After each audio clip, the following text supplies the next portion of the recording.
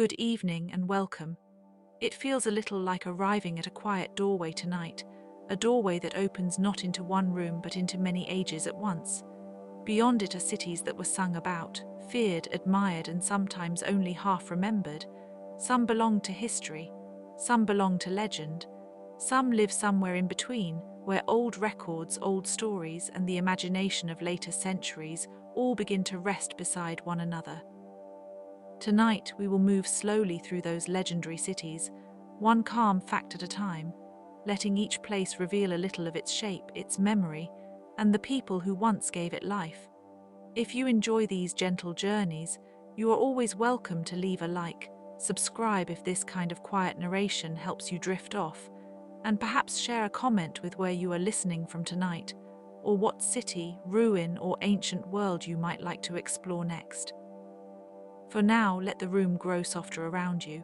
There is no hurry here, no need to hold on tightly to every name or date. Just let the atmosphere settle, like dust in a beam of moonlight, and allow these old streets, old walls, and old dreams to pass by at an easy pace. We begin, then, with the first of many cities that have traveled through time, carrying a little wonder with them. A legendary city is often less a single place than a layered memory. Long after streets have changed, vanished, or been rebuilt, people continue to speak of the city in stories, and those stories can become almost as important as the stones themselves. A name can outlive a wall. A tale can survive a dynasty.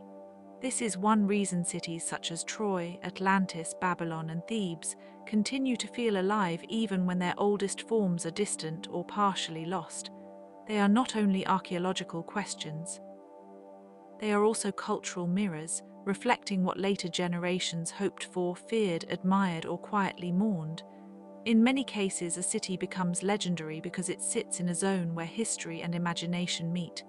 A traveler may have seen a real place, but the retelling makes it grander, older, more beautiful, or more terrible. Details begin to accumulate like fine dust. A palace gains more towers. A king gains more wisdom. A harbor grows wider. A wall becomes higher than memory can easily support.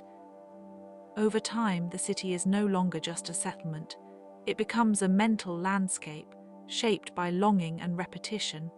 Even people who have never visited it may feel as if they know its streets. One of the oldest patterns in city legend is the idea of a city at the edge of the known world. Ancient travelers often described distant places as larger, stranger, and more orderly than expected. A capital in the Far East or a harbor at the end of a sea route could slowly become wrapped in wonder. When reports were copied, translated, and retold, the city gained a second life in the imagination. In such accounts, distance itself creates a kind of softness around the facts. The farther away the city is, the easier it becomes to treat it as symbolic, as if geography were also a form of dream. Sometimes this happens because knowledge travels slowly. A merchant hears a story from another merchant. A diplomat records a rumor in a formal report. A later writer reads that report and adds an elegant phrase. Another generation accepts the phrase as truth. The city, meanwhile, remains steady in its own place, while its image becomes more elaborate with each retelling. It can be almost soothing to imagine these layers because they show how human memory works on a large scale. Cities do not simply exist in maps. They also exist in the quiet accumulation of voices. Some cities became legendary because they were rich. Others because they were fortified. A few were remembered because they fell dramatically, making their destruction feel like a moral lesson. In such stories, walls are never just walls.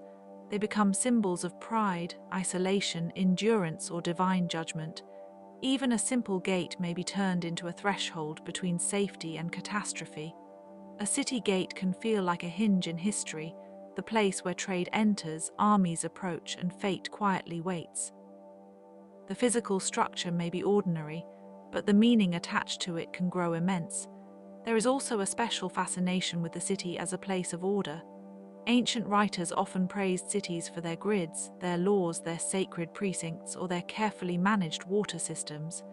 Yet this praise could easily turn into criticism if the city seemed too proud, too crowded, or too morally complicated. A metropolis might be admired for its sophistication and condemned for the same reason. In legend, a city's brilliance can be inseparable from the seeds of its decline. The shining streets and the shadowed alleys belong to the same narrative breath. Atlantis is perhaps the clearest example of a city that exists mostly as a story. Plato described it as powerful and advanced, and later readers spent centuries trying to place it on a map, yet its importance lies partly in its uncertainty. Atlantis became a way to think about lost greatness, political decay, and the fragility of civilization itself. Because no agreed-upon ruins can be pointed to with certainty, the city remains open, almost spacious in the imagination. Different eras have filled that space with different meanings: moral warning, utopian dream, drowned empire, or secret history. The uncertainty is not a weakness of the legend, it is part of its endurance. The image of Atlantis often carries a calm, almost oceanic sadness. A city built on power is said to have vanished beneath the sea, and that disappearance creates a quiet contrast between human ambition and natural depth. The water covering the city becomes a kind of silence. It hides foundations, roads, temples, and records, leaving only the story behind. In this way, Atlantis does not merely represent a lost place. It represents the human fear that even the greatest achievements may sink without warning, leaving only names and speculation floating on the surface. Babylon, by contrast, stood firmly in the historical world, but later traditions transformed it into an emblem of grandeur and excess.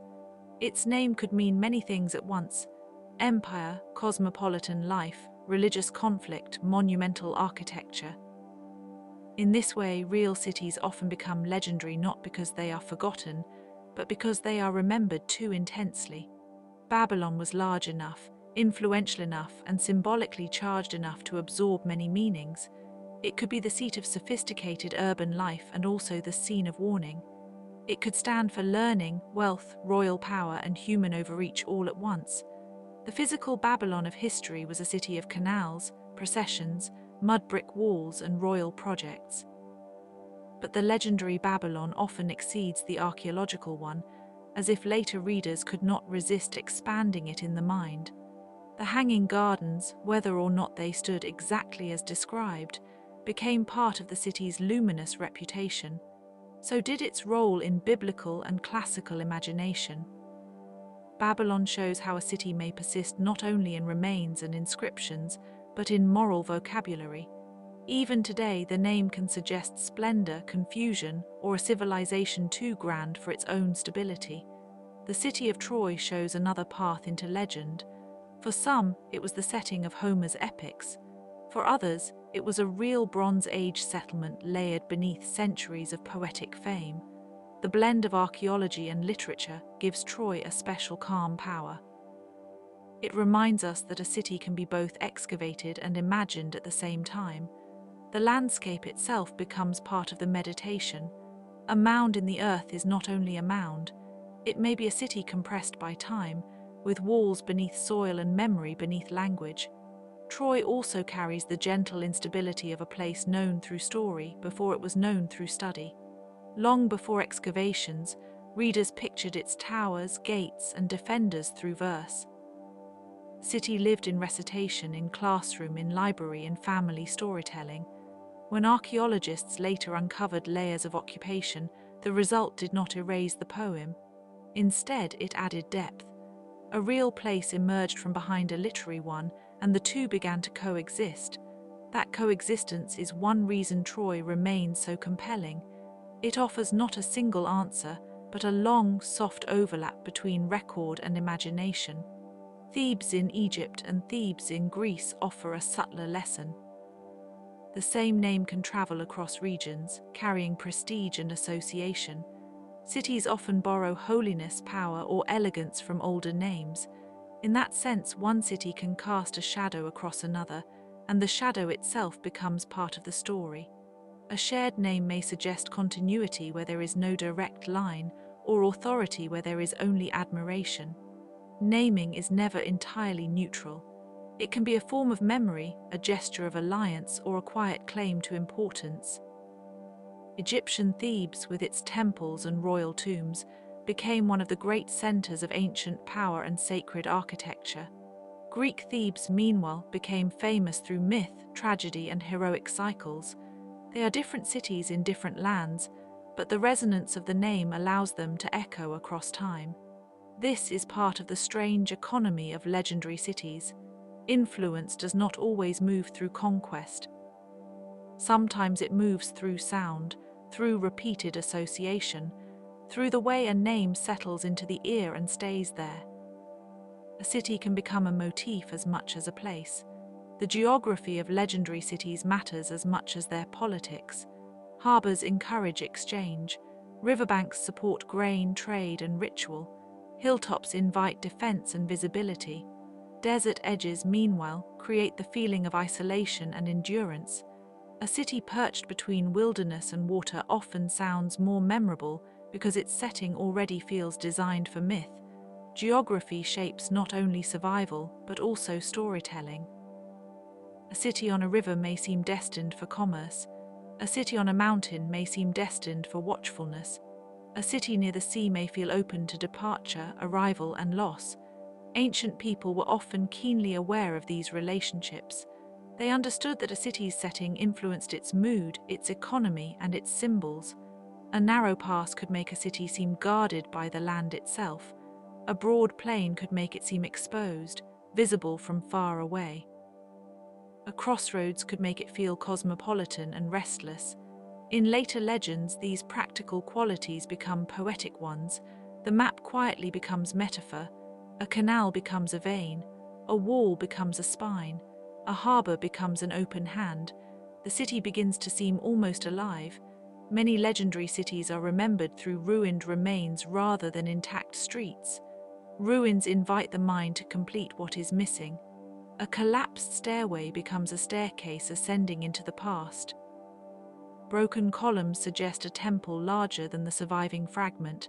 Because the human mind dislikes emptiness, it gently fills gaps with narrative. A missing roof invites sky. A worn threshold invites footsteps that are no longer there. Even a broken statue can feel expressive, as though the absence itself were speaking in a low voice. Ruins also slow the viewer down. They do not offer the efficiency of a working city. They offer fragments, textures, and pauses. One stone lies beside another. A corridor ends unexpectedly. A carved face has softened under wind and rain. These small conditions encourage contemplation. The ruins of a city can therefore become a kind of quiet architecture of thought.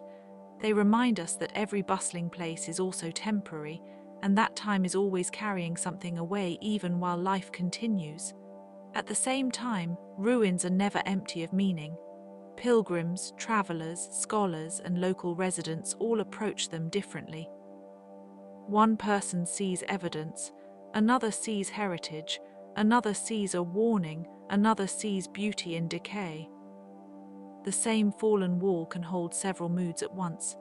For that reason, ruined legendary cities often become especially powerful in literature and memory. They offer a space where silence is not blank, but full of echoes. The mind can rest there without needing certainty. And so the idea of the legendary city remains quiet but enduring. It stands somewhere between record and reverie, where history leaves a trace and memory keeps walking after it. A legendary city may be built from clay, stone, brick, or bronze, but it is also built from retelling. It survives in fragments, in names, in the soft persistence of stories shared across centuries. When we think of these cities, we are not only thinking of vanished streets, we are also thinking of the human desire to preserve, enlarge, and gently remember the places that once seemed to hold the world together. Many legendary cities began as practical settlements long before they became symbols. At first, they were often founded for ordinary reasons that had nothing to do with myth. A river crossing needed guarding, a harbor needed loading, a fertile valley needed administration, a hill needed walls, a route between kingdoms needed a resting place. Over time, however, the usefulness of a city can slowly gather meaning around it. like dust settling in layers on a shelf. People arrive for work, for trade, for refuge, and for duty. Then they stay. Children are born there. Buildings are repaired and replaced. Local customs harden into identity. A place that once served a narrow purpose begins to hold memory, ceremony, and pride. In that way, a practical settlement may grow into a capital, and a capital may grow into a legend. The longer a city survives, the more versions of itself it contains. Merchants come and go, rulers change, temples are rebuilt, walls are extended, and old neighborhoods are repurposed for new needs. Later writers often remember only the most dramatic layer, but the city itself once held many ordinary mornings, with bread being baked, water being carried, and shutters opening in the pale light. A useful way to understand these cities is to imagine them as palimpsests. It is a scholarly word for something written on, erased, and written again. Ancient cities often worked in exactly that way. A palace might rise on the site of an older shrine. A street might follow a path worn into the ground long before there were maps. A market square might occupy a place where earlier generations gathered for different reasons and different gods. Even when a city is destroyed, abandoned, or transformed, its patterns can remain beneath later construction like faint lines under fresh paint. Archaeologists often look for these traces in foundations, reused stones, drainage channels, and altered street plans. Over time, the map of the city becomes an archive of repeated decisions. A place may seem singular when viewed in a story, yet in reality it is usually made from many acts of adjustment, repair, and survival. The legend is often only the topmost layer. Rome learned this art of layering exceptionally well. Although it is usually known as a historical city rather than a mythical one, later generations treated it almost like a legend. Its scale helped create that feeling. The forums, baths, aqueducts, basilicas, roads, and public spaces made the city seem organized on a level that could feel nearly unreal to travelers from smaller places. Rome was not only a city of stone and traffic, it was also a machine for imagining order. Water arrived across vast distances. Messages moved along roads that stretched outward like carefully measured lines. Public life gathered in spaces designed to make empire visible. The city's own image became larger than any single emperor or monument. Even when one building crumbled, the idea of Rome remained. Writers, rulers, and later civilizations returned to it again and again as a model of power, law, engineering, and civic confidence. In that sense, Rome became almost less a place than a standard by which other places were measured. Its greatness was not only in what it built, but in the long memory of what it represented. Alexandria carried a different kind of legend, quieter in some ways, yet equally enduring. It was famous not simply for power, but for learning, exchange, and the mingling of worlds. Founded by Alexander the Great and developed under the Ptolemies, the city became a meeting point for Greek, Egyptian, Jewish, Roman, and later Christian traditions. That mixture gave it a special brightness in the historical imagination. Its famous library and the nearby Mausoleum have often been described as symbols of scholarship, though the exact details of how they functioned are partly uncertain and shaped by later retellings. Still, the idea remains powerful. Alexandria was thought of as a place where scrolls, languages, and ideas gathered under one roof, or perhaps within one broad intellectual climate. Its lighthouse, the Pharos, added another layer to the legend. Rising at the edge of the harbour, it served both practical navigation and symbolic grandeur. A city with books and a beacon can seem to stand for two forms of human aspiration at once, the wish to know and the wish to guide. Even where the record becomes blurry, Alexandria continues to feel like a city where the world came together in a single harbour, carried on the smell of salt, papyrus, and resin. Carthage, too, became legendary through memory, rivalry, and destruction. Its fame is deeply tied to its long contest with Rome, a contest that later history simplified into a great drama of East versus West, sea power versus land power, merchant wealth versus military discipline. In reality, Carthage was a complex and accomplished maritime civilization with its own political institutions, religious life, and networks of trade stretching across the Mediterranean. Ships came and went from its harbor, goods moved through its markets, families built lives in a city that was both wealthy and strategically important. Yet because the city became Rome's most famous enemy, later retellings often focused on its power, its fleets, and its final defeat. The destruction of Carthage in the Punic Wars gave the city a tragic afterimage. A place can become even more legendary when it is no longer there to speak for itself. What survives in memory is then sharpened by absence. Carthage came to symbolize ambition, competition, and loss, with the sea always nearby in the imagination, carrying both prosperity and ruin. Jerusalem occupies a different and deeply layered category, perhaps more densely layered than almost any other city in the world. It is at once historical, spiritual, literary, and political. Its meaning is not confined to one tradition or one period. Instead, it is held across centuries by overlapping communities of faith and remembrance.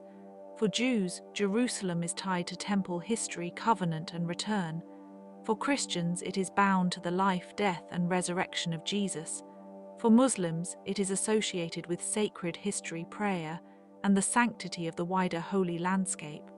Because of this, the city is not experienced only as a geographic location. It is also a focus of longing, pilgrimage, lament, and hope. The stones of the old city carry visible traces of different eras, yet the deeper significance of Jerusalem often lies in what cannot be fully seen. It is a city imagined through psalms, sermons, chronicles, and prayers, as much as through walls and streets. That layering of meaning makes it feel almost inexhaustible. Each generation seems to return to it with fresh questions, while the city itself remains ancient, fragile, and enduring. Mohenjo-Daro and Harappa show how cities can become legendary even when their script remains undeciphered or only partly understood. These Indus Valley cities are striking not because they left behind grand royal inscriptions or dramatic conquest narratives, but because their urban design suggests an advanced civic life with a calm and practical intelligence. Their streets were laid out in organized patterns. Their drainage systems were unusually sophisticated. Their baked brick construction reveals strong planning standards, yet many personal details remain out of reach. We do not know the names of most rulers, and we cannot fully read the texts they left behind. That silence is one reason these places feel so mysterious. When the stories of kings and heroes are missing, the architecture itself seems to speak more softly and more insistently. The surviving evidence suggests discipline, cleanliness, and communal order, but not in a way that fits the familiar image of a great empire with one monumental capital. Instead, the Indus cities appear almost quietly remarkable.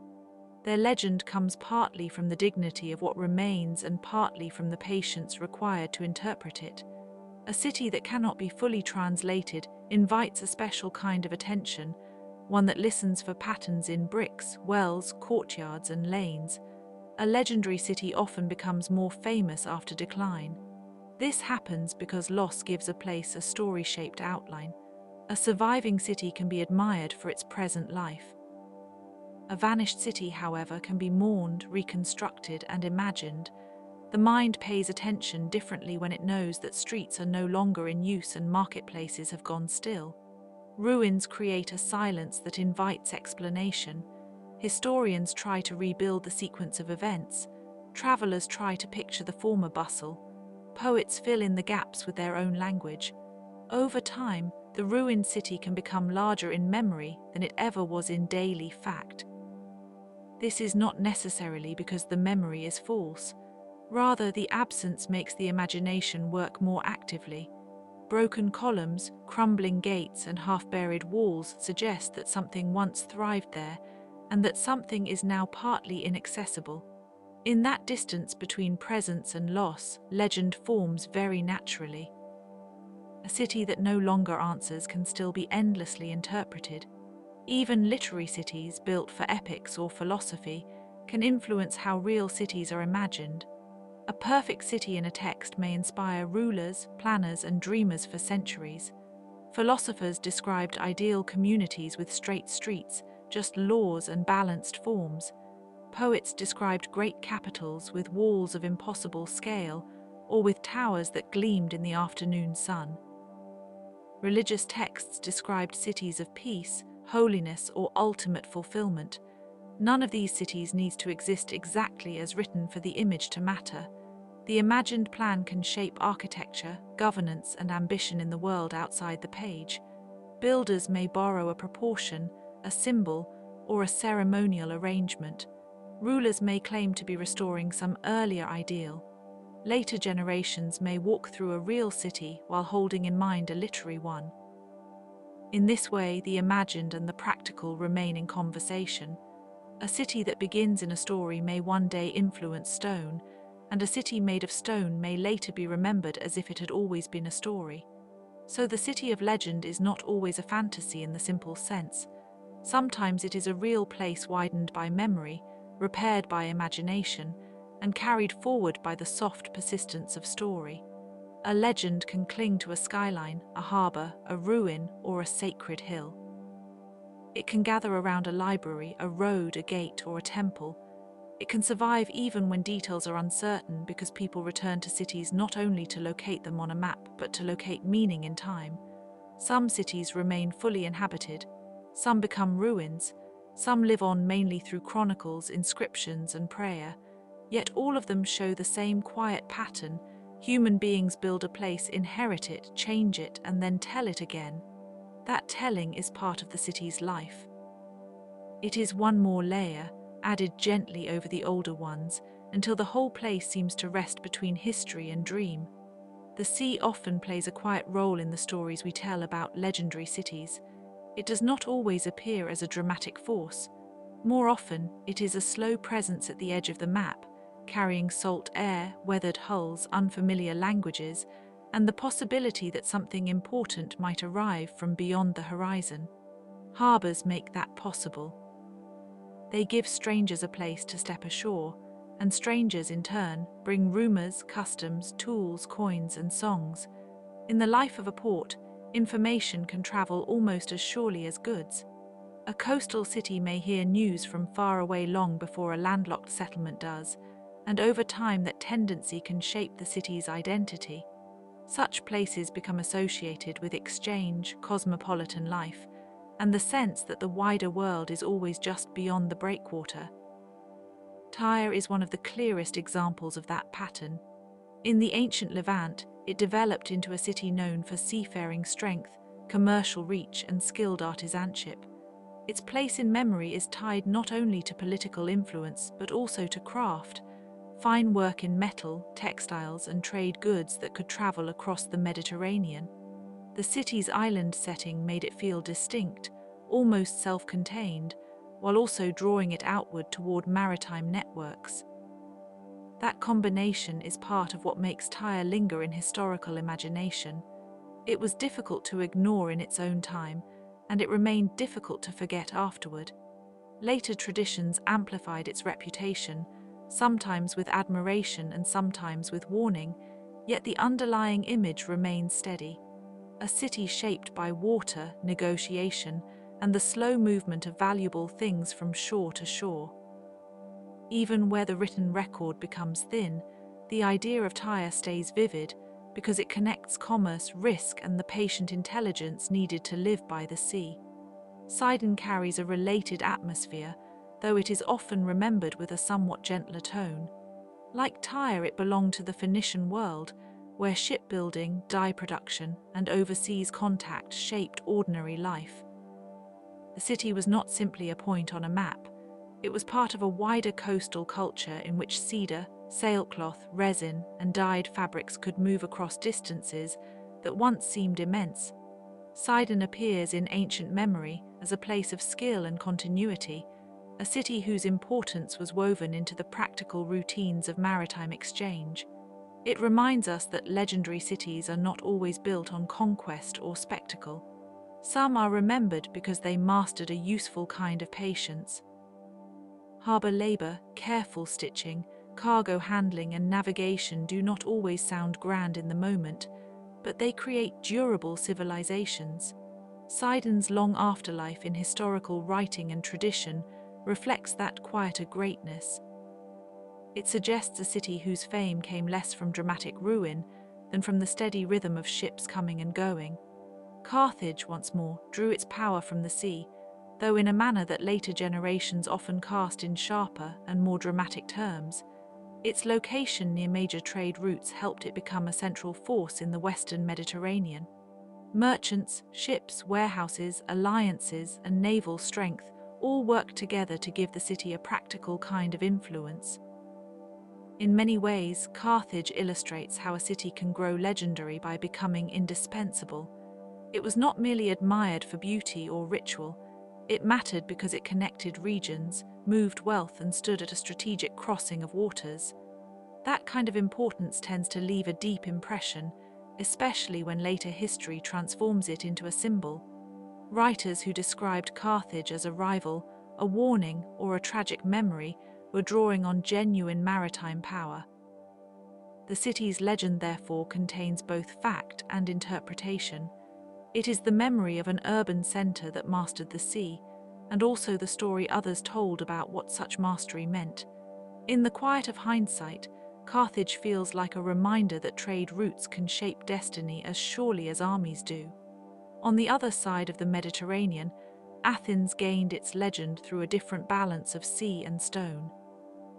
Its harbour at Piraeus supported the city's power, opening it to commerce, travel, and the movement of ideas, while its hilltop monuments made it easy to picture Athens as a place of thought, civic debate, and artistic refinement. The city's character in memory is often inseparable from this contrast. The practical bustle of the harbour below and the elevated stillness of the Acropolis above. That pairing gives Athens a special kind of harmony. It feels organised, deliberate, and visible from a distance, as if its identity were composed of layers. One layer is political and maritime, another is philosophical, and another is architectural.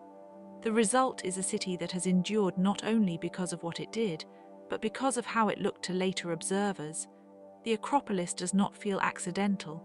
It feels composed, almost like a stage set for memory, where stone, sky, and civic ideals can gather into one enduring image. Over time, the city came to stand for more than itself, becoming a shorthand for learning, public life, and the idea that urban space can express a civilization's values. Sparta became legendary in an even more austere way. Its reputation was shaped by discipline, simplicity, and military preparation, and much of what people think they know about it has long passed through the voices of outside observers. That makes the city especially interesting to historians, because its image is so powerful and yet so difficult to separate from admiration, myth-making, and warning. Sparta was remembered not for elaborate ornament or sprawling commerce, but for a social order that prized endurance and restraint. That very restraint made it memorable. In cultural memory, Sparta became shorthand for training, toughness, and the narrowing of life toward collective purpose. But the actual city must have been more complex than its later reputation suggests. There were households, ritual practices, local loyalties, and the ordinary rhythms of seasonal life. Still, the legend endures because it offers a clear and almost stark contrast to other urban ideals. Where some cities are remembered for abundance, Sparta is remembered for subtraction. Its name continues to evoke a stripped-down kind of strength, as though even the stones there were expected to stand at attention. The city of also deserves a quiet mention because it shows how early urban life could acquire a sacred and enduring presence. Situated in Mesopotamia, was a powerful center in one of the world's earliest complex civilizations. Its ziggurat remains one of the most recognizable reminders of that world, rising in terraces that still convey a sense of ordered ascent. A structure like that does more than mark a city. It teaches the eye how to imagine the city. The mind reads the steps upward and begins to picture ritual, administration, storage, labor, and devotion arranged in layers. Ur appears in historical memory as a place where life was organized around both earthly and divine concerns. There would have been scribes, workers, priests, merchants, and families all sharing the same dense urban space. The ziggurat, with its monumental calm, suggests not noise but continuity. It speaks of a city that knew how to preserve order in a changing world. Even now, standing before its remains, one can imagine the careful routines that once made the city function. In that sense, Ur is not only an ancient site. It is a reminder that the earliest cities already carried the weight of memory within them. What many of these cities share is density. They concentrated people, trade, faith, authority, and daily labor in a limited space, and that closeness gave them their distinctive atmosphere. In a city, everything happens near something else. Markets stand not far from temples.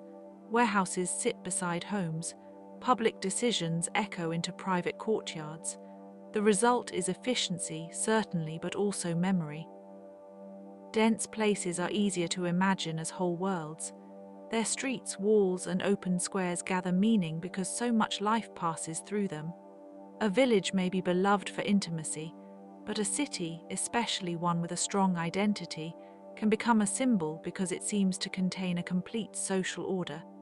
It can stand for civilization itself, for conflict, for exchange, or for the hope that people can live together in large numbers without losing a sense of shared form.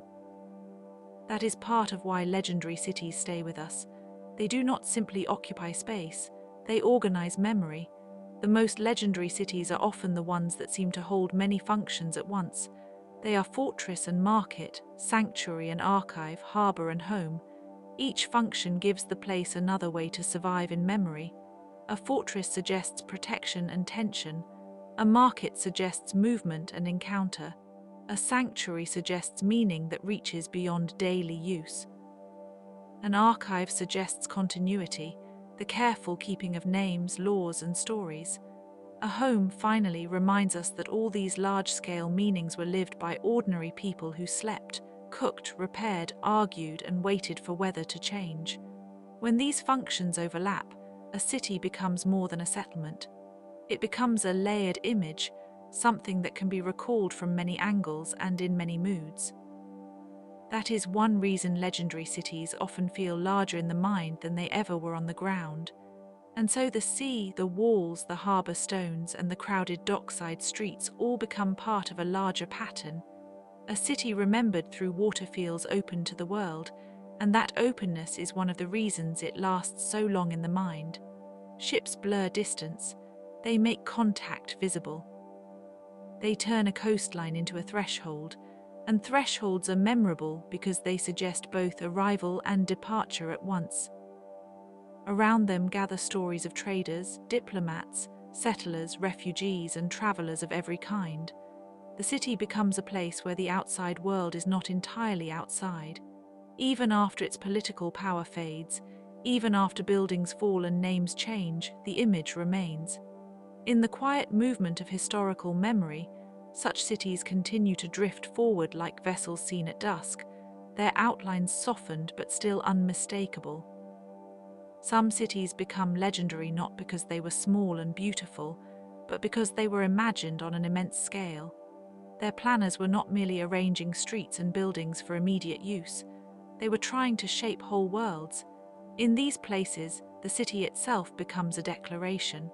Ceremonial avenues, imperial squares, broad processional roads, monumental gates, and perfectly ordered districts all suggest that power wanted to be seen, felt, and remembered. In such cities, architecture is more than shelter or convenience. It becomes a political language, spoken in stone, brick, and distance. Babylon is perhaps the most famous example of this kind of urban legend. Even the name has a heavy sound to it, as if it carries both splendor and ruin at once. For many people, Babylon evokes towers rising above the plain, walls so vast they seemed almost unimaginable, and long processions moving towards sacred gates decorated in brilliant glazed brick.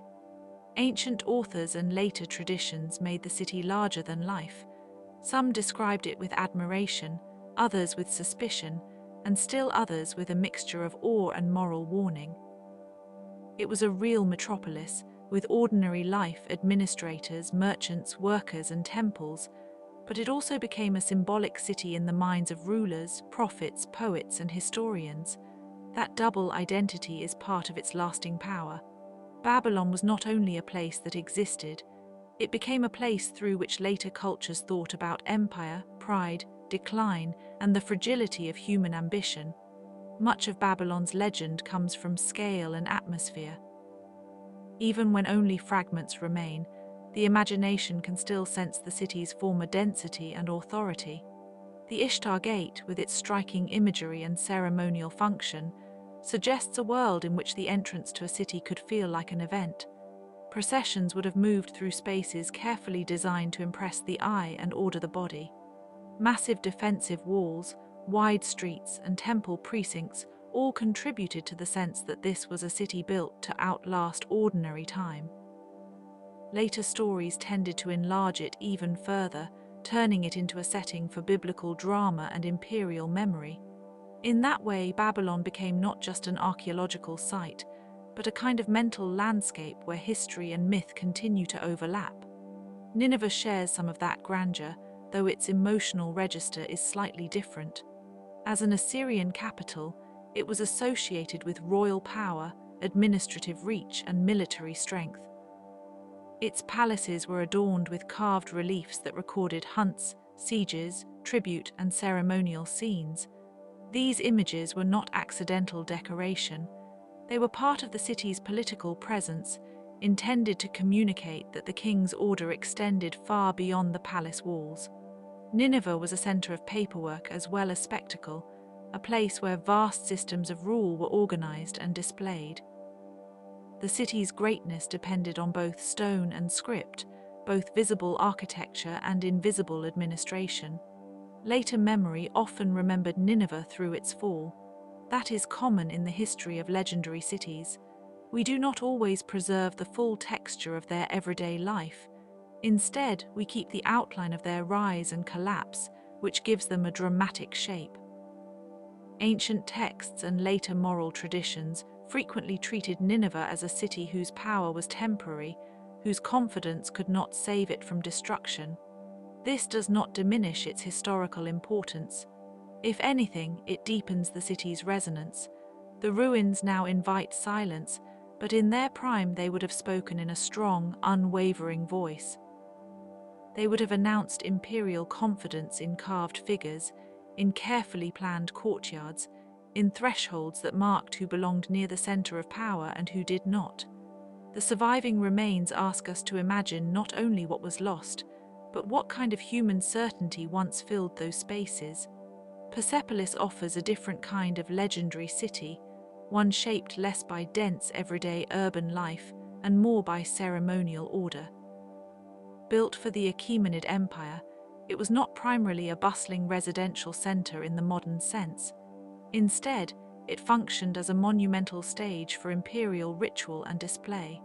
The terraces, stairways, columns, and formal halls were arranged with deliberate elegance. Reliefs show delegations bringing gifts, representatives from many lands approaching the king, and scenes of structured dignity rather than chaos. This careful visual language made Persepolis feel calm even in grandeur.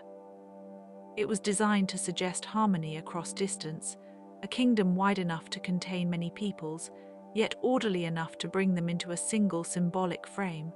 The setting itself adds to the feeling of restraint and majesty.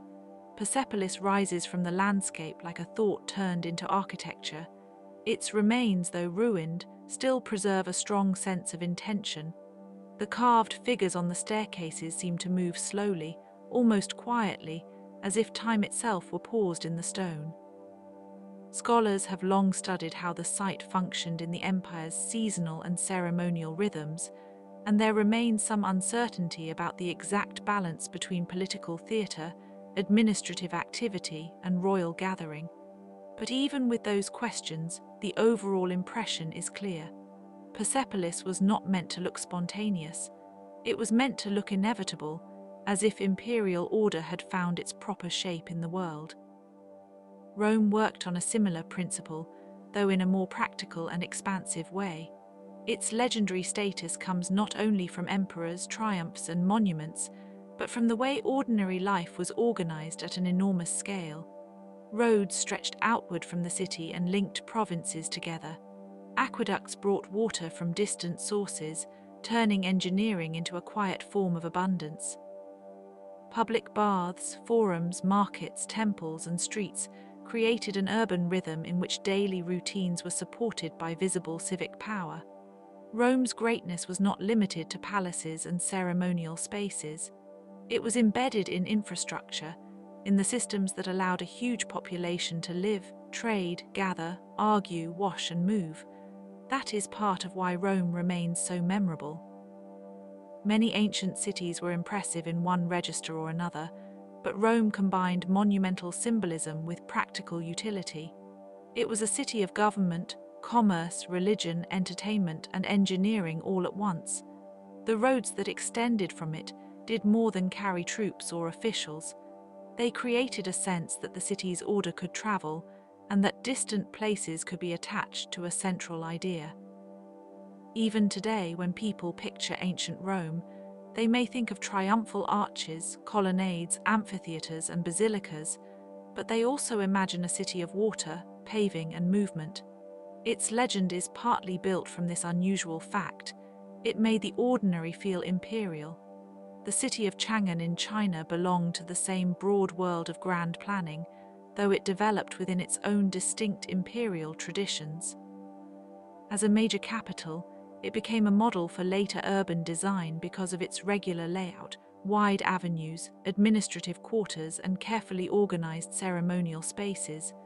The city was not simply large, it was structured with a logic that reflected authority and order. Gates controlled access, districts defined functions, and roads linked formal spaces to markets and residential neighborhoods. Such planning gave the city a rhythm that was both practical and symbolic. A person moving through Chang'an would have experienced a landscape shaped by hierarchy, but also by carefully considered flow. Chang'an's legendary quality also comes from its cosmopolitan atmosphere. As a capital connected to wider networks of trade and diplomacy, it drew in people, goods, and ideas from many directions. The city contained court life and bureaucratic discipline, but also the bustle of merchants, travelers, and artisans. Its gardens and palaces stood beside avenues alive with movement. Scholars often note how influential its design became, especially in later East Asian capitals, yet no later copy quite exhausts the sense of scale and refinement associated with the original. The city's memory remains vivid partly because it joined order and openness. It was a center of power, but also a meeting place where the world seemed to gather in measured form. Samarkand, or Samarkand, became famous in a somewhat different way. Its legend is tied closely to the Silk Roads, where geography and trade made it a meeting point for merchants, scholars, pilgrims, and artisans. Unlike some imperial capitals that are remembered mainly for authority, Samarkand is often remembered for beauty, exchange, and cultural blending. Its identity was shaped by movement. Goods passed through, languages mingled, and artistic traditions met one another in streets and workshops. That kind of city can develop a quiet brilliance because its fame grows from connection rather than isolation. Over time, Samarkand became one of those names that carries a special musical weight in the imagination. Part of that comes from its historical role as a crossroads, and part comes from the later layers of legend attached to it. Dynasties rose and changed, buildings were rebuilt, and the city's appearance shifted across centuries, but the idea of Samarkand remained remarkably stable. A city of turquoise domes, shining tiles, caravan routes, and learned gatherings. Travelers and writers often described it with admiration, sometimes exaggerating its splendor, but even those embellishments reveal something true. A city that sits at the center of exchange can acquire an almost dreamlike reputation because so many distant worlds pass through it without fully dissolving its own identity. One of the quiet marvels of planned cities is that they show confidence in the future. A ruler who orders broad streets, formal squares, and enormous halls is making a statement that reaches beyond a single reign. He is imagining generations of use. He is assuming that people will still be walking those avenues, gathering in those courtyards, and passing under those gates long after the original builder is gone. That kind of urban planning has a strange humility within it. It is ambitious, certainly, but it is also an admission that the city will outlive the hand that shaped it. The design becomes a message to time itself, and yet time rarely leaves such places untouched. Dynasties end, political centers shift. Earthquakes, fires, invasions, neglect, and changing trade routes transform the city into ruin, village, or memory. Even so, the original outline often remains. A broad avenue may now be broken by grass, a palace terrace may stand empty under open sky, and a gate may survive only as a foundation or a fragment. Still, the shape persists enough for later generations to sense the original intention. In that way, planned cities become readable as remnants of older dreams. They are not only broken structures, they are visible ideas. This is why monumental cities can feel so calm in ruin. Their stones still suggest purpose. Their layout still implies movement. Even when roofs have fallen and walls have crumbled, the mind can trace the line of a procession, the depth of a courtyard, the symmetry of a ceremonial approach. The silence around them can feel almost protective. It allows the viewer to notice how much effort once went into arranging space for power, ritual, and civic life. The city no longer speaks in a living voice, but its grammar remains. It is like reading an old sentence whose words have faded, while the structure of thought still holds together. The great planned cities of the past remind us that legend can arise from order as much as from mystery. A place does not need hidden forests, buried treasures, or ghost stories to become unforgettable. Sometimes it becomes legendary because it was designed with unusual seriousness, because its builders believed that scale itself could shape memory. They tried to arrange the world into a visible pattern, one avenue, one terrace, one gate at a time. Their success was never complete, and perhaps it never could be, but enough survived in stone, in stories, and in the imagination that these cities still feel present to us now, quiet and immense, like ancient dreams held carefully in the dark. Many legendary cities survive because a written source kept their memory warm. A poem, a chronicle, a royal inscription, or a traveller's account can preserve a city long after its political power fades, as if language were a lamp left burning in an empty room.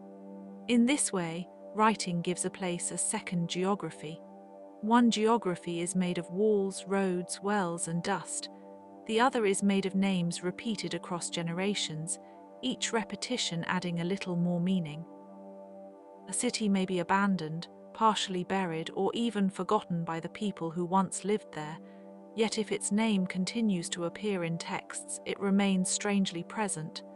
It can be revisited in the mind with the same ease as a street one walked yesterday. In that sense, cities do not only exist in stone, they also exist in rhythm, in memory, in the patient act of being written down. Troy is inseparable from Homer's epics, even though archaeology also confirms a real settlement at Hisarlik in northwestern Anatolia.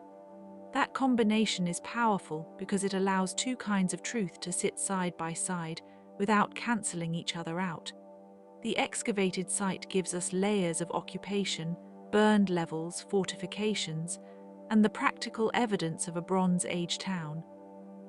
The epic tradition gives us Helen, Achilles, Hector, the long siege, and the sense that a city can become a stage for world-altering choices. A place grounded in excavation becomes more mysterious when the literary version is added, not less. The physical and the poetic seem to echo each other across centuries. Even now, the name Troy carries a feeling of distance and grandeur, as if it were already half legend when first spoken. The city then lives in two registers at once, the material record in the soil and the heroic song carried by reciters, readers, and scholars. Thebes, in Greek tradition, gained much of its fame through myth and tragedy, and this gave it a very different kind of afterlife. It was not remembered chiefly as a trading hub or a naval power, though it was certainly a real and important city. Its deeper presence in cultural memory comes from royal families, cursed houses, oracles, and dramatic cycles of inheritance in which one generation seems doomed to repeat the wounds of the last. The stories associated with Thebes are full of tension between duty and fate, knowledge and blindness, kinship and destruction. Oedipus, Antigone, Creon, and the line of Labdacus all belong to a world where cities are not merely backdrops. They are moral and emotional containers. Thebes mattered not only because of where it was, but because of what kinds of human dilemmas were imagined there.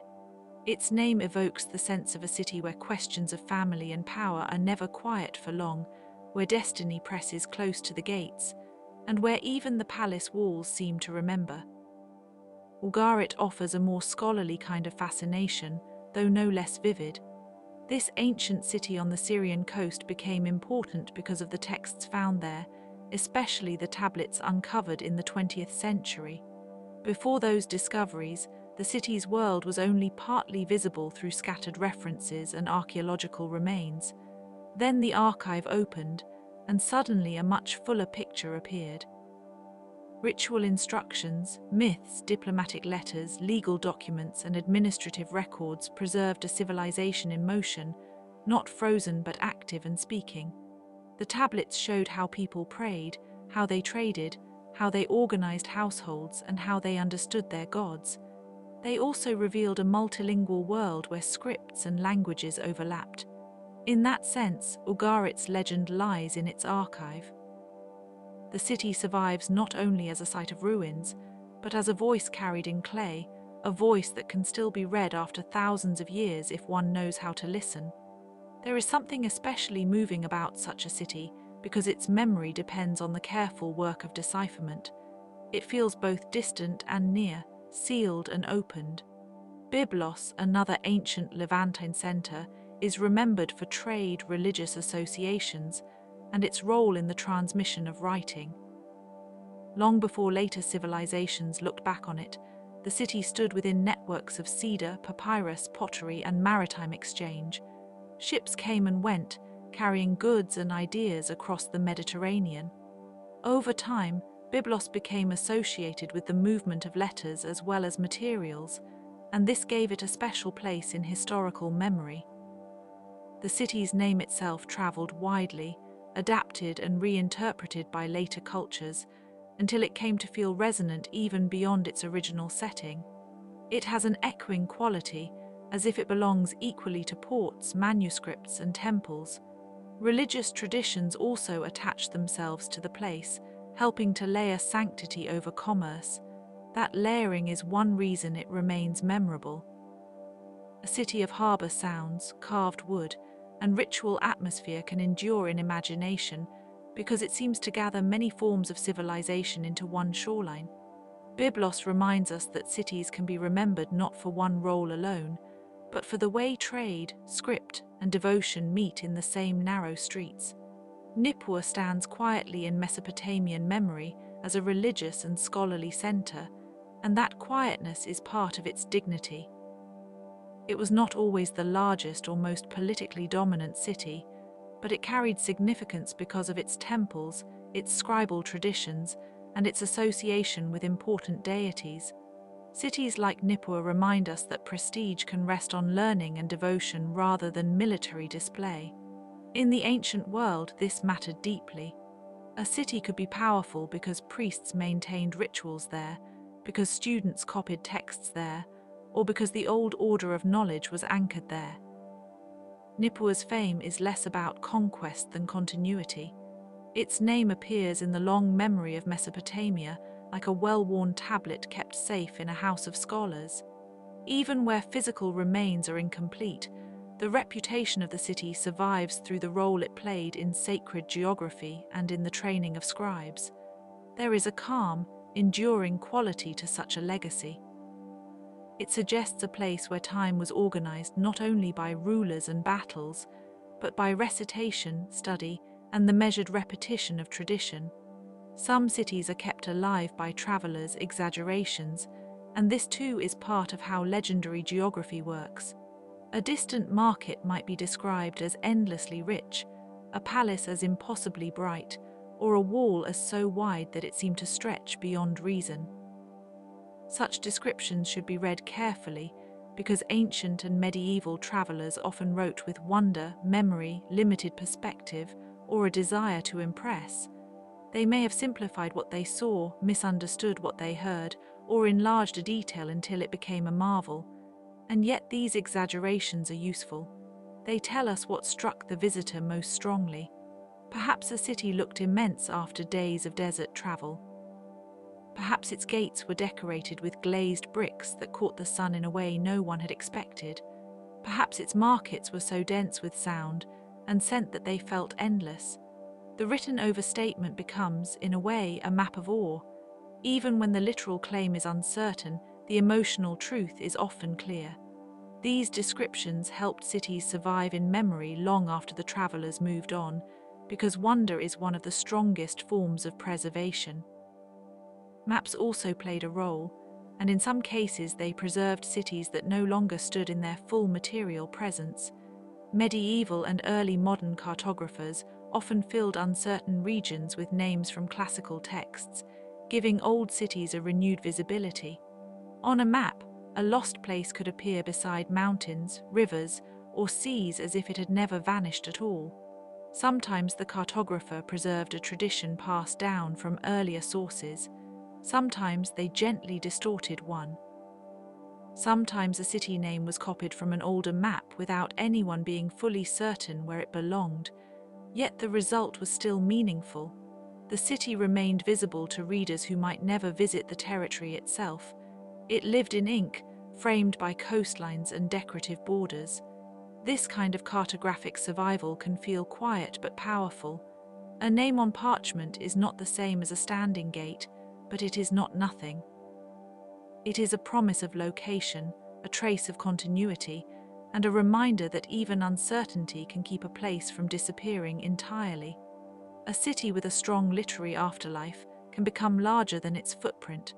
A few surviving ruins may be enough for archaeologists, who can study walls, pottery, foundations, and layers of occupation, but for the wider world the story is carried by language. Language has a remarkable way of making absence feel inhabited.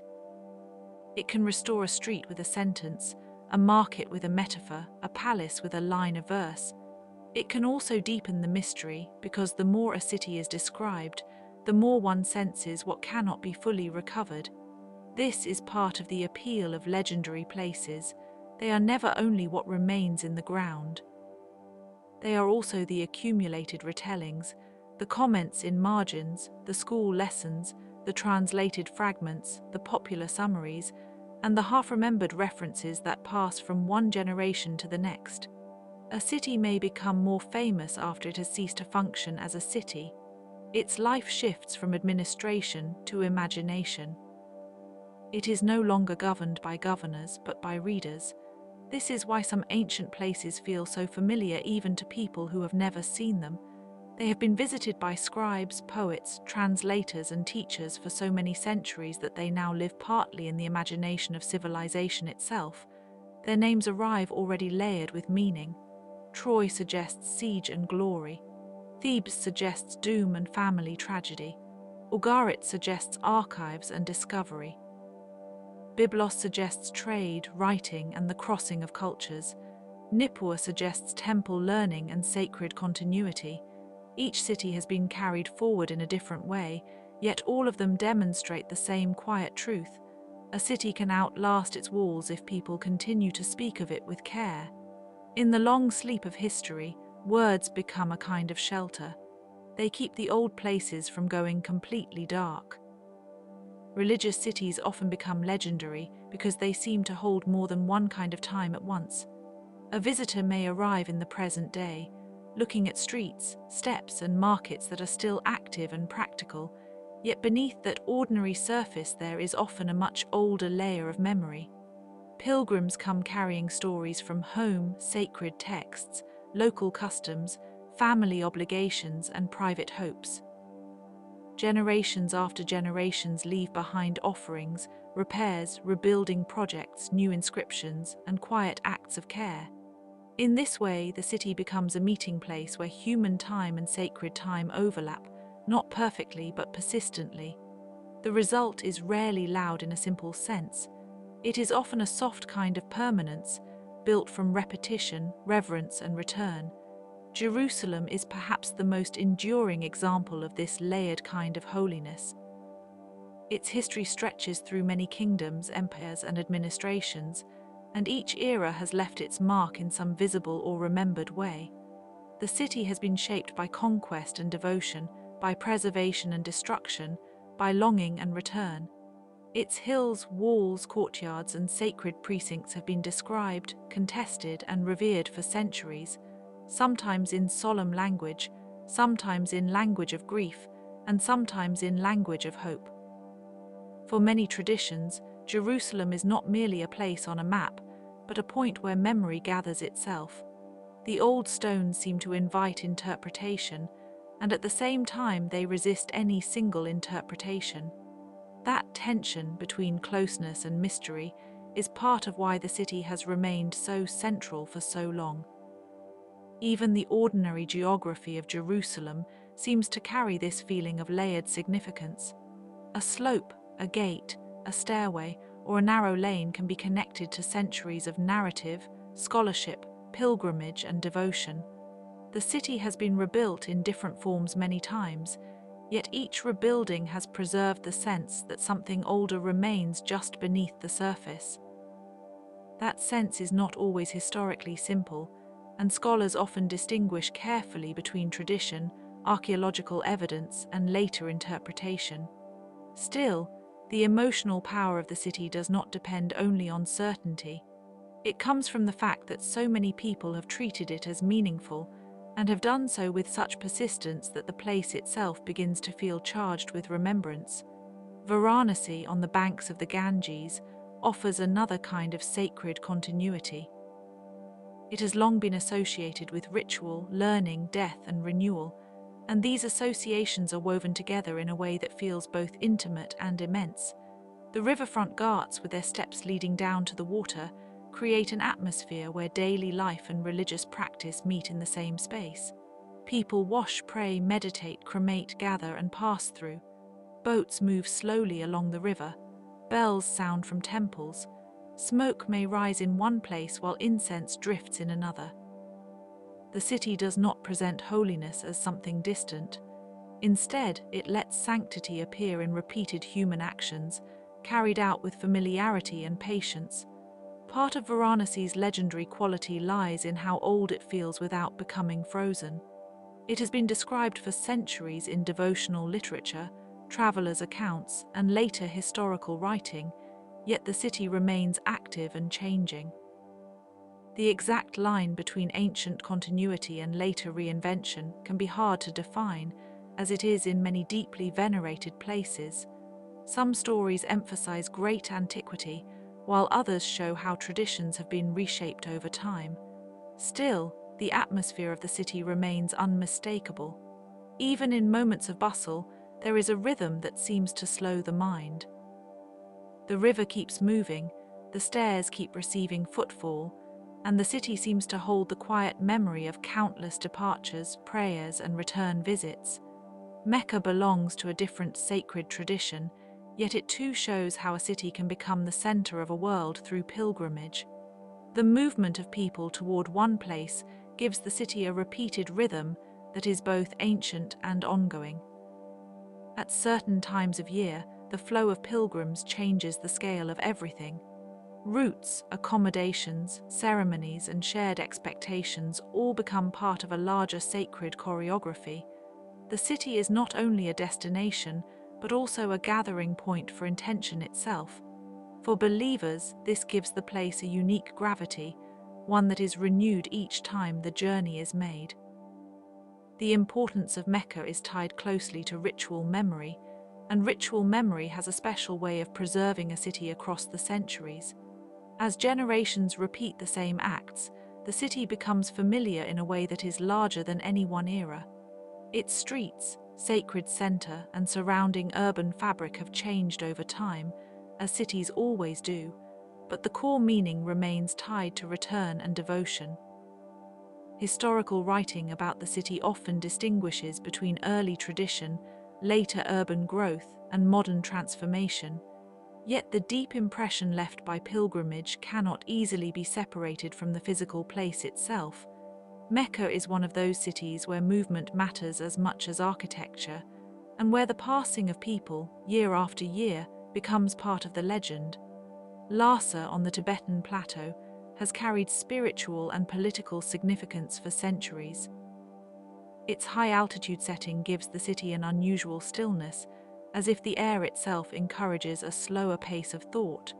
Monasteries, sacred halls, and traditional civic spaces contribute to a sense of solemnity, but the surrounding landscape matters just as much. The mountains, the dry light, and the distance from lower valleys all help shape the city's identity. In some descriptions, Lhasa can feel almost suspended between earth and sky, which has made it especially resonant in religious imagination. The city's historical importance has not been only spiritual. It has also been a center of governance, learning, and cultural authority, and those roles have shifted over time. Like many places with deep symbolic weight, Lhasa has been the subject of both reverence and political change, and the historical record can be complex. Monastic life, pilgrimage routes, regional power, and later modernization all contribute to the city's story. Yet what often stays with people is the atmosphere, the quiet movement of worshippers, the visual repetition of prayer wheels and whitewashed walls, the feeling of distance from the noise of larger lowland cities. That high, open quietness becomes part of the legend. Kyoto preserves an elegant version of sacred and civic continuity. Although it has been modernized over time, it remains strongly associated with temples, gardens, seasonal ceremonies, and older patterns of Japanese urban life. The city's reputation is not based on a single grand monument alone, but on the refinement of its whole atmosphere. Narrow streets, wooden facades, carefully tended landscapes, and discreet religious sites all contribute to a feeling that history is still being lived, not merely displayed. Kyoto's legend comes from endurance, restraint, and the patient preservation of form. It is also a city where change and preservation coexist in a delicate balance. Modern transport, universities, businesses, and everyday neighborhoods exist alongside places of long memory. Some temples are famous, while others are small and quietly local. Gardens are designed to suggest not just beauty but contemplation, and even common streets can carry the soft imprint of older urban rhythms. Historians often note that Kyoto has been reinvented many times, yet its symbolic identity remains strongly linked to continuity. This is one reason it feels so restful in memory. It seems to encourage attention without urgency, and it offers a kind of calm that comes from careful stewardship rather than grandeur alone. Angkor was once a vast urban and ceremonial landscape, deeply tied to religious architecture and water management. The temples now draw most of the attention, especially because their towers and carved surfaces rise so strikingly from the forested surroundings. But the wider city system reminds us that sacred places were also lived-in places, supported by reservoirs, roads, embankments, habitation zones, and everyday labor. Angkor was not simply a collection of impressive ruins. It was part of a complex environment in which human settlement and sacred design were closely interwoven. The scale of Angkor remains difficult to hold in the imagination, even with maps and archaeological studies. It was shaped over long periods, with changing rulers, changing religious emphases, and changing patterns of water control. Some details are still debated, and scholars continue to refine their understanding of how the city functioned. What remains clear is that the builders imagined a landscape where cosmology, administration, and infrastructure all belonged together. The temples reflected religious aspiration, but the reservoirs and canals reflected practical intelligence. In the quiet after the city's decline, the stone structures came to seem almost dreamlike, as if they had been left behind by a civilization half remembered and half discovered. A city becomes holy not only through a single event, but through repetition. Processions, festivals, pilgrimages, and repairs create a rhythm that outlasts individual lives. A person may only visit once, but the city has already been visited countless times before, and it will likely be visited again. This accumulation of use gives sacred cities a special kind of presence. They are renewed not by being sealed away, but by being lived in with care. Even small gestures matter here. A fresh coat of paint, a swept threshold, a new candle, a repaired wall, a changed flower arrangement. These acts do not always appear dramatic, yet together they preserve the city's memory. That is why the sacred city often feels so calm in memory. It has been visited so many times by so many people that it seems to have absorbed a kind of collective patience. Stones become smooth from footsteps. Courtyards become familiar from repeated silence. Stories become gentle from retelling. The voice of the city is not necessarily a loud one. Often it is a quiet assembly of echoes, layered over time until the place seems to remember on behalf of everyone who has ever paused there. In the end, the sacred city teaches that legend is not always about spectacle. Sometimes it is about endurance and the quiet dignity of remaining meaningful across centuries. A place does not need to shout in order to be remembered. It may simply continue, through war and rebuilding, through ritual and uncertainty, through change that never fully erases what came before. That continuity can feel almost like a form of prayer in itself. In the long memory of ancient travel, few city names feel as layered and luminous as Babylon. By the time Greek writers described it as a wonder, the city had already lived many lives. It was not one thing, but many cities gathered in the same place over centuries, each rebuilding over the footprint of the last. The most famous Babylon rose beside the Euphrates in what is now Iraq, where river water, clay, and human ambition shaped a vast urban landscape. Its walls were said to be so wide that chariots could pass along them, though historians still debate how much of that grandeur belongs to the city itself, and how much to the imagination of later storytellers. What is certain is that Babylon became a symbol of ordered power, with processional streets, monumental gates, temple complexes, and the great ziggurat that may have inspired the legend of the Tower of Babel. The air there would have carried dust, bitumen, river mud, and the smell of grain stores, while priests, merchants, and officials moved through the city's carefully planned spaces. Even in ruin, Babylon remained more than ruins. It became an idea about civilization itself, about splendor and decline, about how a city can outlast its own stones in memory. And yet Babylon was not only a symbol of empire. It was also a working city, full of calendars, contracts, canal systems, and administrative records. Thousands of cuneiform tablets tell us that people there bought land, leased fields, settled disputes, and kept careful track of astronomical observations. In the quiet of scribal rooms, the sky was studied as closely as the streets below. Babylonian astronomers became famous for watching the motions of the moon and planets, and later scholars across the ancient world borrowed from their calculations. This gives the city a different kind of legend, not just one of gold and conquest, but of patient thought, a place where the heavens were measured with remarkable precision while the everyday world continued around them. When we imagine Babylon at dusk, it is easy to picture glowing walls and ceremonial grandeur. But it is just as fitting to imagine tablets drying in the sun, the rustle of reed pens, and the steady rhythm of a city that organized time itself. From Mesopotamia, the legend drifts westward to Carthage, a city whose fame is inseparable from its conflict with Rome. Founded by Phoenician settlers, according to tradition by Queen Dido, Carthage grew into a powerful maritime center on the North African coast. Its harbor system was especially remarkable. with circular and rectangular basins designed for trade and warships alike.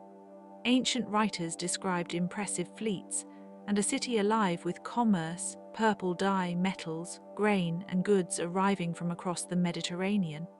Some of the most famous stories about Carthage are wrapped in Roman hostility, which makes them difficult to sort from political propaganda. Rome wanted Carthage to seem dangerous, wealthy, and eventually doomed, and so the city entered history with a heavy layer of enemy narration.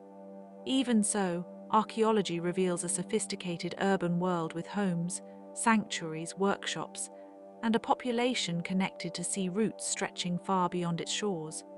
The Punic language, religion, and customs of Carthage formed a culture distinct from Rome, one that survives only in fragments, inscriptions, and the echoes of its adversaries.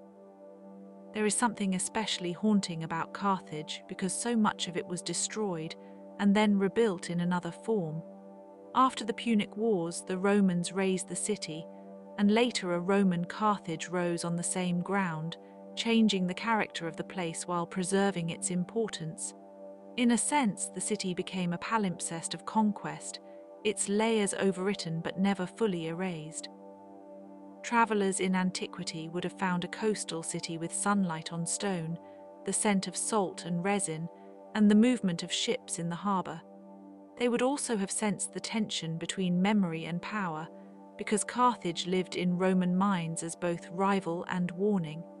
Its legend tells us how cities can be remembered not only for what they built, but for whom they challenged.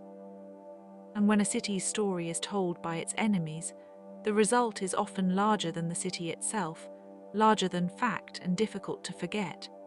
Far to the east, the ancient city of Palmyra rose like an oasis of columns in the Syrian desert. Its beauty was not born from isolation, but from connection. Palmyra sat along trade routes that linked the Roman world with Persia, Arabia, and beyond, and its merchants became intermediaries in the movement of silk, spices, and luxury goods. The city's most famous remains today are the colonnaded streets, temple platforms, tomb towers, and monumental arches that once gave the desert horizon a ceremonial order. Palmyra's architecture reflected a blend of influences, with Greco-Roman forms meeting local traditions in a way that feels almost musical in stone. There is a sense, standing among its ruins, that the city was made for processions and shade, for pauses between journeys, for the meeting of languages and customs under a wide, pale sky. Even before modern damage and loss, Palmyra had already become a city of memory, celebrated in travel accounts for its elegance and odd remoteness. Its legendary queen Zenobia added another layer to that memory. She ruled in the 3rd century and led Palmyra into a brief but dramatic challenge to Roman authority, extending its influence over Egypt and much of the eastern Mediterranean before defeat brought the experiment to an end. The surviving records leave room for debate about her motives and her exact ambitions, and that uncertainty only deepens her legend. Was she an independent monarch, a shrewd imperial caretaker, or both at once? The answer may never be complete. What remains is the image of a desert city that briefly seemed to stand at the center of a wider world, its courtyards echoing with trade, politics, and the measured footsteps of power. Palmyra reminds us that a city's greatness can be temporary and still unforgettable. Sometimes the briefest rise leaves the longest shadow. If Palmyra feels like a city of merchants and queens, Petra feels like a city carved from silence. Hidden among rose-colored cliffs in what is now Jordan, Petra was the capital of the Nabateans, a people whose wealth came from controlling caravan routes across the desert. The famous facades of Petra, especially the treasury and the monastery, were cut directly into sandstone cliffs, creating the astonishing impression that architecture had emerged from the mountain itself. Ancient visitors would have approached through the narrow Siq, a winding gorge that opens suddenly onto the monumental frontage of the city. That reveal remains one of the most memorable in the ancient world, yet Petra was not merely a romantic setting. It was a practical and ingenious urban centre with water channels, cisterns, reservoirs, and a remarkable ability to make a difficult environment livable. In a land where rain could be scarce and sudden, the Nabateans turned water into an urban technology. The legend of Petra often focuses on its beauty, but its true marvel may be adaptability. The city flourished because it understood landscape rather than trying to defeat it. Traders carrying incense, spices, and other goods passed through on routes that linked Arabia, the Levant, Egypt, and the Mediterranean. Over time, Roman influence reached the city, and later shifts in commerce reduced its importance, allowing it to fade into quieter centuries of relative obscurity. For a long time it lived more in local memory than in global history, which only increased its aura when it was rediscovered by Western travelers. Today, the carved facades still catch light in the late afternoon, changing from pink to gold to muted violet. It is easy to see why Petra became legendary. It feels at once deliberate and half-hidden, as if the desert itself had decided to keep a city as a secret. Another legendary city, Persepolis, carries a different mood entirely. Built by the Achaemenid Persian kings, it was not a bustling commercial center in the ordinary sense, but a ceremonial capital of immense symbolic power. The terraces, staircases, reliefs, and audience halls were designed to present imperial order in stone. Delegations from across the empire were depicted bringing tribute, their garments, gifts, and postures rendered with careful dignity. This was a city of kingship performed at a grand scale. Visitors entering the complex would have seen carved processions, columns rising like forests of stone, and inscriptions asserting the authority of rulers who governed from beyond the visible horizon. Persepolis was not simply a palace city. It was a statement that the Persian Empire was vast, diverse, and held together by ritual as much as by force. Its destruction by Alexander the Great has made Persepolis especially famous in the imagination of history. The burning of the city became a dramatic symbol of the fall of empire, though the exact circumstances and motives remain debated. Some accounts suggest revenge, others drunkenness, others political theatre. Whatever the truth, the charred ruins became part of the city's legend. And yet Persepolis is not only remembered for destruction, it is also remembered for the extraordinary craftsmanship of its reliefs, where the details of clothing, beards, gift objects, and animal forms survive with astonishing clarity. In the soft light of the Iranian plateau, those carvings still seem alive with movement, as if the empire's many peoples were paused for a moment in carved stone. Persepolis speaks in a calm and formal voice, one shaped by ceremony, hierarchy, and artistic precision. Moving to the Mediterranean islands, Knossos offers a more elusive kind of legend. Associated with Minoan Crete and the myth of King Minos, the Minotaur, and the Labyrinth, Knossos sits between archaeology and story in a way few cities do. The excavated palace complex reveals a sophisticated Bronze Age center with storage magazines, light wells, staircases, frescoes, and administrative areas. It was a place of movement and complexity, though not necessarily a maze in the literal sense of later myth. The labyrinth may have arisen from the palace's intricate layout, from religious symbolism, or from the larger cultural memory of Crete as a place of hidden power. In any case, the association was strong enough to endure for millennia.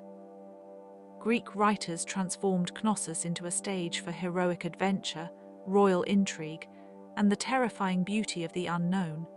The real city was likely busy with artisans, record keepers, ceremonial life, and exchange across the Aegean. Clay tablets in Linear B reveal an administrative world of sheep, oil, goods, and names, suggesting a palace economy closely tied to production and distribution. Frescoes of dolphins, bulls, and women in elegant dress hint at ceremonial life rich in color and movement. There is still so much uncertainty around the Minoans that every interpretation feels provisional, and that uncertainty is part of Knossos's charm. The city seems to hover between history and myth, between the documented and the imagined. It feels like a place remembered through dream fragments, where the sea air is bright, The walls are painted, and the corridors of power and ritual are only half visible in the archaeological light.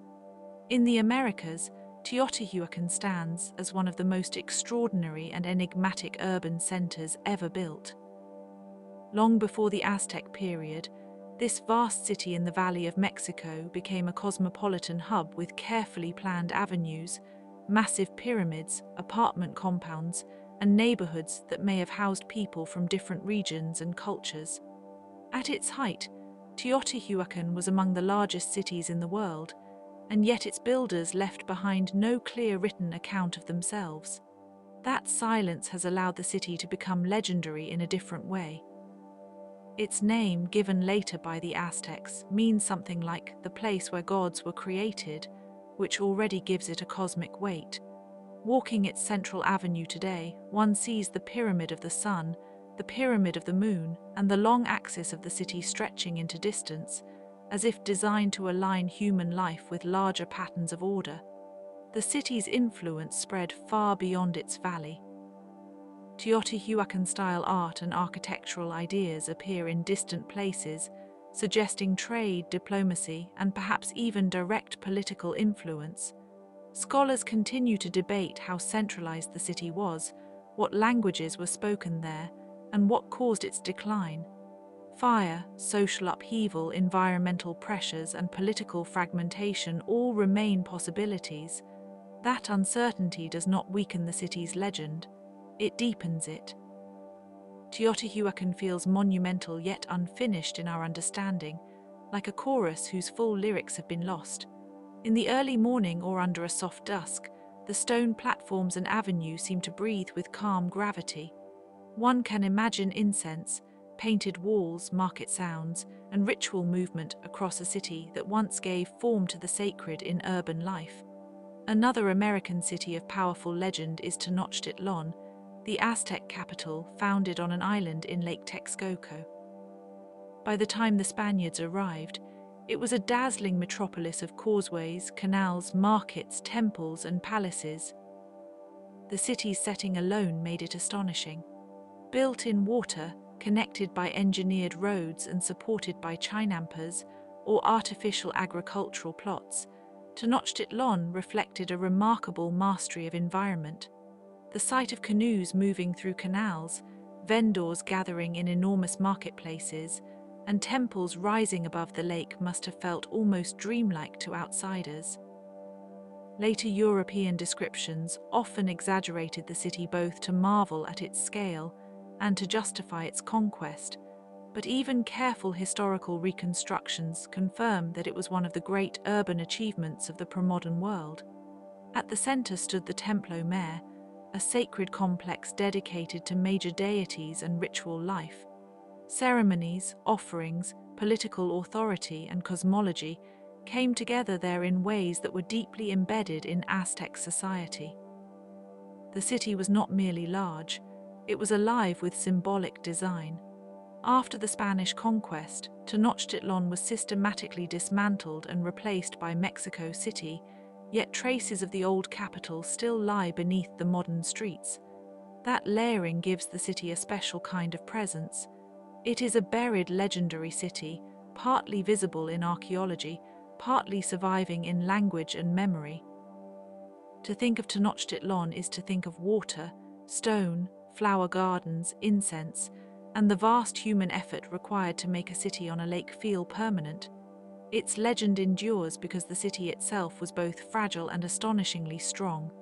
Then there is Timbuktu, whose fame traveled farther than perhaps any physical city could. Located on the edge of the Sahara in present-day Mali, Timbuktu became legendary as a center of learning, trade, and manuscript culture. For centuries it sat at the meeting point of trans-Saharan caravan routes and the intellectual life of West Africa. Gold, salt, cloth, and ideas passed through its markets. Mosques and scholarly families helped sustain a culture of writing and study that was often overlooked by outsiders who reduced the city to a distant symbol of riches. In reality, Timbuktu's greatness lay not in fantasy treasure, but in books, teachers, and networks of scholarship. Manuscripts preserved their cover theology, law, astronomy, poetry, medicine, and trade, revealing a vibrant intellectual world rooted in local traditions and Islamic learning. Because European and other foreign travelers often describe Timbuktu with wonder and exaggeration, the city became a kind of mirage in the global imagination. Some imagined gold streets or exotic isolation, while others dismissed it as a dream. The truth was more grounded and perhaps more beautiful, a desert city where camels arrived in slow caravans, where paper and leather-bound manuscripts were treasured, where scholars discussed texts under soft courtyard light. Even its name acquired a legendary quality, standing for faraway knowledge and the mystery of the Sahel. Timbuktu reminds us that a city can become famous not only for monuments of stone, but for the quiet persistence of learning. In that sense, it is one of the most enduring legendary cities of all, because its legacy lives in words carried across generations, gently, like a lamp passed from hand to hand. Finally, there is Al-Quds, Jerusalem, a city whose legend is inseparable from devotion, conflict, and sacred memory. Few places on earth have been venerated by so many traditions for so long. For Jews, it is the city of the ancient temple and the focus of centuries of longing and prayer. For Christians, it is tied to the life, death, and resurrection of Jesus. For Muslims, it is honored as a sacred city with deep historical and spiritual significance, associated with the night journey and the broader landscape of prophetic memory. This layered sanctity means that Jerusalem exists not only as a geographic place, but as a city held in the hearts, texts, and rituals of millions. Every stone seems to carry more than one history, and every name reflects more than one lineage of reverence. At the same time, Jerusalem has always been a lived city, with neighborhoods, markets, artisans, pilgrims, rulers, and ordinary residents navigating the complexities of daily life. Its walls have been built, broken, rebuilt, and remembered many times over. Empires passed through it, each leaving traces in architecture and administration. The old city today contains narrow lanes, sacred precincts, church domes, minarets, courtyards, and markets where spices and bread and stone dust mingle in the air. It is a city where memory is never far from the present, and where the past feels close enough to touch. Perhaps that is why Jerusalem endures as legendary above all. It is not only ancient, it is continuously imagined, continually defended, continually prayed over. Its story is not settled, and maybe it never will be. It remains a city of layered silence and layered song, held by history and by hope, glowing softly in the long human mind. Among the most enduring legends of the ancient world is the city of Atlantis, described by Plato as a powerful island civilization that vanished beneath the sea. What makes Atlantis so haunting is not only the idea of sudden destruction, but the image of a city that was once orderly, rich, and brilliantly designed, then lost to memory as if the ocean had simply closed over it. Plato placed the story in his dialogues as a moral tale, yet generations of readers have treated it like a map to somewhere real. Over time, people have linked Atlantis to volcanic islands, drowned coastlines, Bronze Age empires, and even entirely symbolic worlds. No single site has ever satisfied everyone, and perhaps that is part of the legend's lasting softness. Atlantis remains suspended between history and dream, a place scholars return to with caution, while the imagination returns to it with longing. A similar hush surrounds the city of El Dorado, though this legend was never quite a city at first. It began as a story of a gilded ruler, then expanded into a golden kingdom, and finally into a whole hidden city said to be rich beyond measure somewhere in the interior of South America. Spanish explorers marched through dense forests and over mountain ranges chasing that shimmer of rumor, often finding only exhaustion, rivers, hunger, and the fading certainty of their own hopes. The city itself kept moving in the telling, becoming less a place than a horizon. In some versions it lay beside a lake, in others it glowed from within a jungle valley, in still others it was only a name attached to a prince covered in gold dust. The historical record shows disappointment, hardship, and conquest, but the legend survives because it captures a deep human tendency to believe that wealth, meaning, and wonder may still be waiting just beyond the next bend in the river. Far older than modern fantasies of lost treasure is the legendary city of Troy, a place once treated as pure poetry and now understood to have a foundation in real archaeology, though the details still stir debate. In Homer's epics, Troy stands as a fortified city of gates, towers, and heroic memory, where bronze and dust and the cries of battle mingle in the heat of the story. For centuries, many thought it was only an invention, a literary backdrop for the sorrow of war. Then excavations at Hisarlik in northwestern Turkey revealed layers of settlement, each built upon the remains of another, suggesting a long and complex urban history beneath the legend. Yet the Troy of myth is not identical to any single archaeological layer.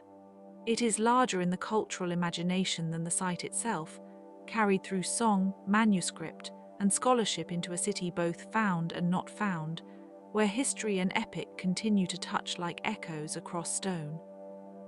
The city of Babylon lives in a different kind of grandeur, one supported by archaeology, imperial records, and biblical memory, yet still wrapped in legend because of the scale of what it represented. Situated beside the Euphrates, Babylon became famous for its immense walls, temple towers, processional ways, and the ceremonial power of kings who wanted their city to feel like the center of the world. Ancient writers described its splendor with awe, while later traditions turned it into a symbol of decadence, exile, and divine judgment. The hanging gardens, often associated with Babylon, remain uncertain, perhaps real, perhaps relocated in the telling, perhaps never exactly as imagined. Still, the city endured in the cultural mind as a place of layered meaning, where law, astronomy, conquest, and myth all gathered. Even now, the name Babylon seems to carry its own low resonance, a reminder of how some cities become more than settlements and begin to stand for civilization itself, in all its brilliance and fragility. If Babylon evokes opulence, then Teotihuacan evokes mystery. Rising in the Valley of Mexico long before the Aztec era, this immense city was already ancient when later peoples encountered its ruins and gave it a name meaning roughly, the place where gods were created. Its original builders remain unknown, and that uncertainty gives the city an especially quiet grandeur. The broad avenue of the dead, the pyramid of the sun, and the pyramid of the moon still shape the landscape in a way that feels deliberate and ceremonial, as if the city were designed not simply for habitation, but for cosmic alignment. Archaeologists have found evidence of complex neighborhoods, trade links, craftsmanship, and ritual life, yet the full political story remains hazy. Teotihuacan may have been a metropolis of tens of thousands, perhaps more, but the people who made it left fewer personal traces than scholars would like. So the city stands in partial silence, monumental and carefully angled, as if it chose to speak through architecture instead of names. Another city that seems to hover between known history and half-remembered legend is Mohenjo-Daro, one of the great urban centers of the Indus Valley civilization. Unlike the empires that later celebrated themselves in grand inscriptions, this city speaks softly through brick, drainage, streets, and seals whose script still resists full reading. Its regular street grid, standardized weights, baked brick construction, and advanced water systems suggest remarkable planning, while its apparent lack of obvious palaces or monumental royal propaganda leaves room for scholarly caution. Some have imagined Mohenjo-Daro as a peaceful, orderly city with a distinctive civic life, though the social structure remains uncertain. What survives is an urban impression of surprising refinement, built thousands of years ago in a floodplain shaped by seasonal rivers and changing currents. Even the name, which means Mound of the Dead, adds a strangely tender melancholy, as if the city were already a memory when modern eyes first encountered it in ruin. Moving from the ancient river world to a more explicit literary dream, the city of Xanadu belongs to the borderland between geography and poetry. It became famous through Coleridge's lines about Kubla Khan, where the phrase stately pleasure dome drifts through the mind like fragrance over water. Yet Xanadu was not purely invented. It draws from Chengdu, the summer capital of Kublai Khan in northern China, a real imperial center associated with leisure, administration, hunting grounds, and ceremonial magnificence. Over time, Western imagination transformed this historical site into a shimmering symbol of exotic abundance, partly because the original landscape was remote and only imperfectly known. The city in the poem is not quite the same as the city in history, and perhaps that is why it endures. Xanadu became a place where actual empire and artistic reverie meet, where a real capital was overlaid with moonlit invention, until the name itself began to feel like a doorway into sleep. Then there is Akhetaten, later called Amarna, a city that seems to have been built almost in a single breath and then abandoned with equal speed. Founded by Pharaoh Akhenaten in Egypt during his religious reform, the city was dedicated to the Aten, the sun disk, and laid out on a broad plain along the Nile with palaces, temples, and administrative quarters. Unlike many ancient capitals that grew gradually, Akhetaten feels unusually deliberate, a city shaped by ideology as much as by practical need. The royal family appears in distinctive art style, elongated and intimate, moving through scenes that feel both formal and strangely human. Yet the city's life was brief, and after Akhenaten's death much of its purpose was undone. Stones were reused, names erased, and the place returned to dust. Today the ruins invite careful reconstruction, but they also preserve the feeling of an experiment interrupted, a capital made for a new theology, and then left behind when history changed its mind. Some legendary cities are not lost in the usual sense, but transformed by the stories told about them. Constantinople is one of these, a city so historically real and so richly layered that legend seems to collect around it naturally. Founded as New Rome and later known as the Great Imperial Heart of Byzantium, it stood at the meeting point of continents, trade routes, religions, and political ambitions. Its domes, walls, harbours, and markets made it a city of splendid thresholds, where one could feel the world changing from east to west and back again. For centuries, travellers wrote about its churches, its markets, its fortifications, and the deep metallic glow of its religious interiors. In later memory, Constantinople became both a civilized jewel and a fallen capital, especially after the Ottoman conquest, when the city's long continuity seemed to fracture into one era and another. Yet it never truly vanished. Instead, it changed names, rulers, and symbols, remaining a living city while also becoming a legend of endurance and loss. A gentler kind of legend surrounds Vinta, the supposed drowned city of the Baltic Sea, often described in Northern European tradition as a rich and proud settlement swallowed by the waves. Like many submerged city myths, Vinta reflects both the sea's power and the fear that human prosperity can disappear suddenly. Different tales place it along the southern Baltic coast, near islands or marshes, where bells can still be heard beneath the water on quiet days, according to folklore.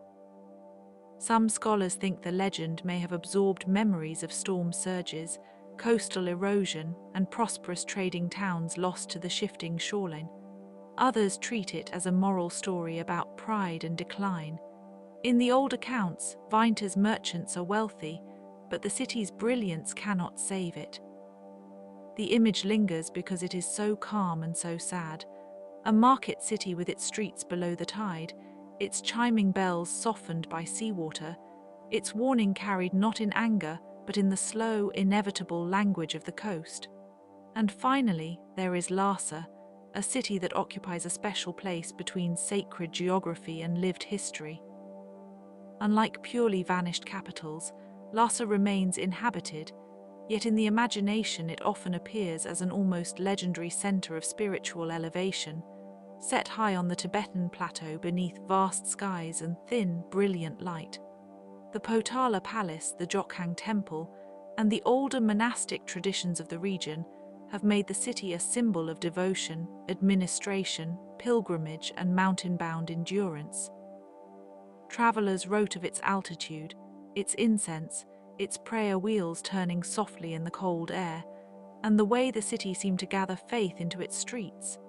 Political history has changed Lhasa many times, and scholars rightly distinguish between romanticized visions and complex reality, but the legend remains because the city itself seems to invite contemplation. It is a place where architecture meets altitude, where human settlement feels closely tied to landscape, and where memory, religion, and travel all settle into the same quiet atmosphere. Not every legendary city was enormous. Some places became unforgettable for one remarkable feature, one powerful tradition, one enduring name, or one story that continued to echo long after the streets themselves had changed. A city does not always need vast size to enter memory. Sometimes a single temple, a single wall, a single library, a single harbour, or even the faint outline of a lost settlement is enough to give it a lasting place in history. Delphi is a fine example of concentrated significance.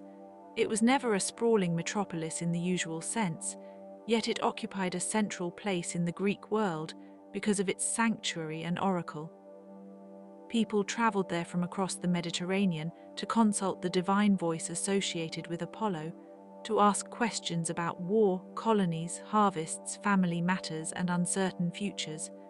The experience was not only political or religious, it was also deeply atmospheric.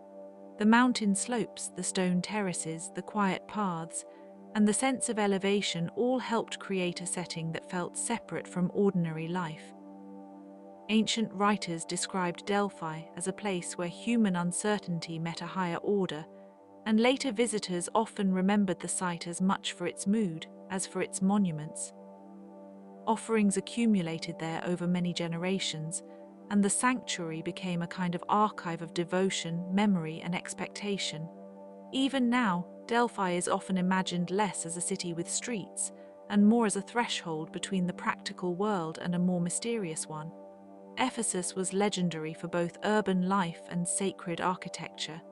It stood near the coast of Asia Minor and became famous for its temples, its public buildings, and its role in regional trade.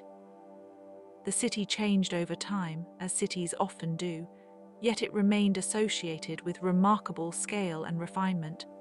One of its greatest claims to fame was the Temple of Artemis, remembered as one of the wonders of the ancient world. Though little of that structure survives, the memory of it has remained strong because it symbolized a city where religious life, wealth, and civic pride were closely intertwined.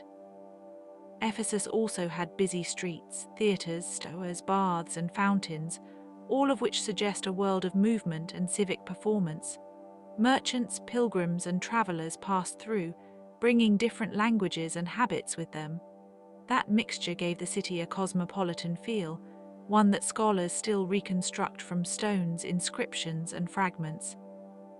Even in ruin, Ephesus keeps a quiet grandeur, as if its best qualities were never only visual, but also social, ceremonial, and urban.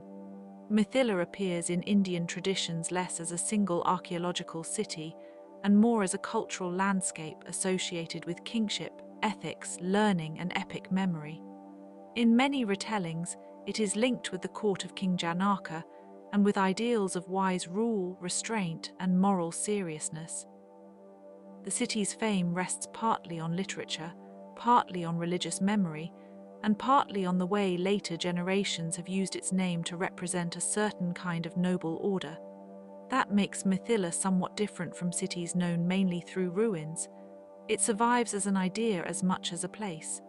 In epic and devotional traditions, it becomes a setting where family bonds, duty, hospitality, and royal dignity are all carefully observed. Scholars sometimes debate which historical sites, if any, should be identified with ancient Mithila, and that uncertainty is part of its character. It reminds us that not all legendary cities are defined by surviving walls. Some are defined by the values people continue to attach to them, values that have been carried through poetry, ritual, and memory for centuries. Aksum became important through empire, trade, and the presence of monumental stone stelae. It was a center of power in the Horn of Africa, connected to networks that reached across the Red Sea and beyond. Merchants brought goods, ideas, and beliefs through the region, and the city's position helped it grow into a place of regional influence. The great stelae are among its most striking surviving features, tall carved monuments that stand like markers of dignity and ambition. They give Aksum a visible permanence, even where time has removed much else. The city also carries a strong Christian heritage, and its association with early Ethiopian history gives it a special place in both religious and national memory. There are traditions linking the city to sacred relics and royal legitimacy, and whether read as history, legend, or a blend of both, those stories have helped make Aksum deeply significant. It is a reminder that African urban history is ancient, varied, and interconnected. Its legacy is not isolated.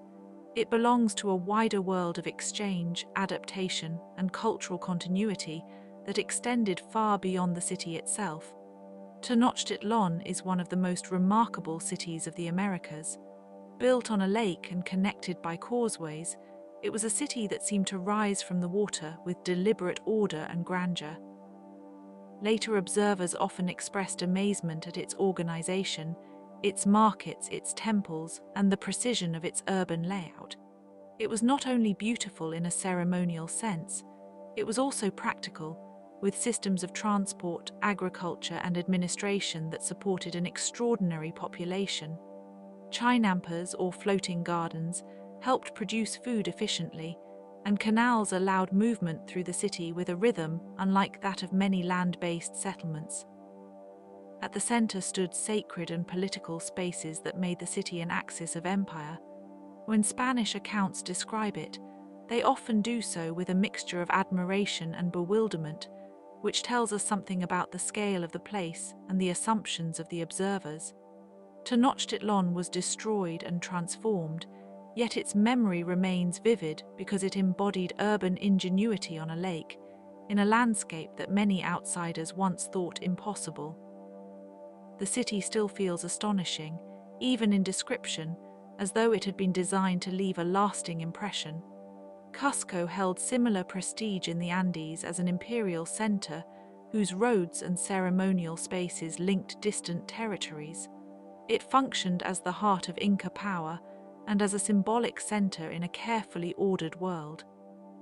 The city's urban design reflected both state authority and sacred meaning, with buildings and pathways arranged in ways that reinforced hierarchy and cosmology. Stonework in Cusco is especially celebrated, not only for strength but for precision, with fitted blocks that have endured earthquakes and centuries of change. Yet Cusco was never only a political capital. It was also a ceremonial landscape, one in which movement through the city could carry religious and social meaning. In later periods, Spanish rebuilding over the Inca city created another layer, and that layering is part of its enduring character. It is one of those places where history is not neatly separated into before and after. Instead, the city carries multiple eras at once. Even now, Cusco is remembered as a place where empire, memory, and landscape met in a dense and lasting form. Some cities are legendary because they are hard to reach. Mountain capitals, island strongholds, desert settlements, and high plateau towns all create an impression of distance from ordinary life. That separation can make a city feel protected, elevated, or almost enclosed in its own atmosphere. Travelers may speak of the journey as part of the city's meaning, because arrival itself becomes an event. Steep paths, winding roads, difficult passes, or long crossings can make the city seem more precious once reached. In older times, remoteness could also mean safety from invasion, at least for a while, and this practical advantage often contributed to a city's legend. The difficulty of access encouraged stories, because places that are hard to reach are often harder to know completely. Their histories become mixed with imagination. People fill the gaps with rumors, sacred associations, and memories of those who came and returned changed by the experience. A city high on a ridge or hidden in a valley can feel like a world inside a world, shaped by weather, silence, and the slow work of adaptation. Other cities are legendary because they are easy to reach, and therefore constantly changed by visitors. Ports, crossroads, market towns, and river junctions gather people from many directions, and with them come languages, customs, goods, and stories. The more a place is used as a meeting point, the more it accumulates layers of identity. Such cities may become famous for being busy, open, and cosmopolitan, but they are also difficult to define in a simple way because they are always receiving new influences. Their legends are not sealed in stone. They are made through exchange. A marketplace may become memorable because of its scale, but also because it allows strangers to observe one another in ordinary routines. A harbour can become legendary because ships arrive from far away, carrying news as well as cargo. A junction city may develop a reputation for wit, tolerance, opportunism, or diplomacy. In these places, the story of the city is partly the story of movement itself. People stop, trade, rest, negotiate, and then leave behind traces that slowly become part of the city's character. In both cases, the city becomes memorable through relation. It is not only itself, it is also where people arrived, waited, prayed, traded, listened, or looked out across a view that seemed to explain why the place mattered. A city gains legend through contact, with mountains, with water, with roads, with empires, with temples, with pilgrims, with merchants, and with memory. Some places are remembered because they stood apart, and others because they stood open. But in either case, what survives is often a sense of presence, as if the city had once gathered the world around it and held that moment long enough for later generations to feel it still. Some legendary cities endure because modern scholarship keeps returning to them, and each return changes the way we understand them. Excavation can reveal a foundation line that no one noticed before. Satellite imagery can trace a buried wall under fields and dust. Climate studies can explain why a settlement grew, shifted, or weakened. Text analysis can reread a name that appeared only once in a damaged tablet or a copied manuscript. In that way, a city may remain active in the academic world even after its political life has ended. It can be abandoned, ruined, and partly forgotten, yet still continue to invite questions. That is part of the quiet fascination of legendary cities. They do not simply vanish. They wait, in earth and stone and written fragments, for another generation to look more closely. Çatalhöyük is one example of a place that continues to challenge assumptions about early urban life. It does not fit the familiar image of a city with broad avenues, civic squares, or grand public buildings standing apart from one another. Instead, it presents a dense arrangement of homes placed close together, with movement often happening across rooftops and through openings in the walls. This has led scholars to think carefully about what a city actually is. Must it have a palace? Must it have a market? Must it look like the later cities most people imagine? Çatalhöyük suggests a different possibility. It was complex, social, and organized, yet its order was intimate rather than monumental. Homes were layered over time, rebuilt, and reused. Wall paintings, burials, and domestic objects point to a community with ritual habits woven into everyday life. Even the absence of some expected features becomes meaningful. The site reminds us that urban complexity did not always need broad streets or ceremonial facades. Sometimes it lived quietly inside closely packed rooms, in shared roofs, in repeated routines, and in the small decisions of people making a settlement into a place with memory. Hattusa, the Hittite capital, offers another kind of presence. It feels less like a city that simply vanished than one that was folded into deep time and then carefully brought back into view. Its fortifications still suggest authority, with walls and gates positioned to shape movement and project strength. Inscriptions preserve names, treaties, and royal references that help reveal the workings of a powerful Bronze Age state in Anatolia. Once rediscovered and studied, Hattusa became central to understanding diplomacy, administration, and imperial identity in the ancient Near East. The city helps show how power could be expressed not only through armies, but also through archives, ceremony, and controlled space. Even broken stones can hint at the logic of a capital. A gate might have been both defensive and symbolic. A tablet archive might have stored not only information, but the voice of a court. In this way, Hattusa remains more than ruins on a hillside. It is a reminder that ancient states left behind systems of thought as well as structures of stone, and that both can still be read slowly after many centuries. Ujjain has long carried astronomical, religious, and civic importance in the Indian subcontinent, and its significance has endured through many changes in regional power and cultural life. It appears in historical records, scholarly traditions, sacred geography, and timekeeping systems that gave it a place in the wider intellectual world. At different moments, it has been spoken of as a center of learning, a pilgrimage city, and a point of orientation for calendars and celestial observation.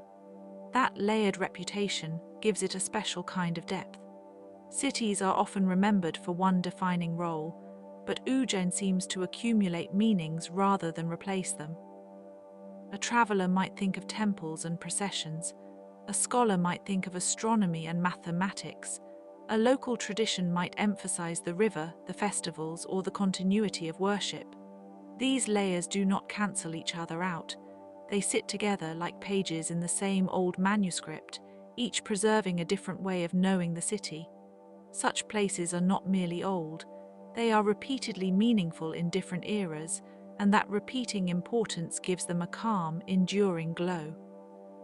The city of Petra is remembered for its carved stone architecture and desert setting, and those images have made it one of the most recognizable legendary cities in the world. Yet even in its fame, it retains a quietness that is easy to feel in imagination. The rock walls seem to hold the light rather than reflect it. The facades, cut into stone, appear both human and geological at once, as though the city were drawn from the cliff itself rather than imposed upon it. The site's beauty lies in that conversation between human carving and natural formation. Paths wind through narrow passages, opening suddenly into broader spaces where monuments and tombs appear. Water engineering, trade connections, and regional influence all contributed to its life, but today much of its power rests in atmosphere. Petra invites attention not by noise, but by stillness. It makes space for shadow, heat, and silence. Even its most famous structures feel less like isolated objects than like parts of a landscape that has learned to remember people.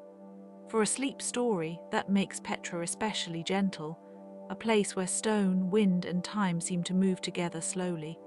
Palmyra stands out for its position between empires, which gave it both opportunity and fragility. As a caravan city, it linked cultures, languages, and trade routes across the desert. Merchants, travelers, and officials passed through with goods, ideas, and customs that were not always the same, yet found a way to coexist in one place. This in-between quality helped make Palmyra distinctive. Its architecture and inscriptions reflect multiple influences, and its civic life seems to have drawn strength from exchange. At the same time, that position also made the city vulnerable to larger political forces. Borderlands can flourish when roots are open, but suffer when power shifts or conflict closes them. That is part of what makes Palmyra so poignant in memory. Its ruins suggest both resilience and exposure. They speak of a city that was not isolated but connected, not closed but porous, not fixed in one identity but shaped by movement. The stones do not simply mark loss. They also suggest a once active meeting place where different worlds briefly overlapped in the desert heat.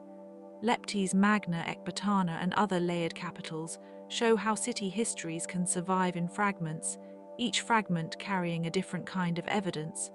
A wall line may remain where a district once stood. A road trace may reveal the direction of old traffic.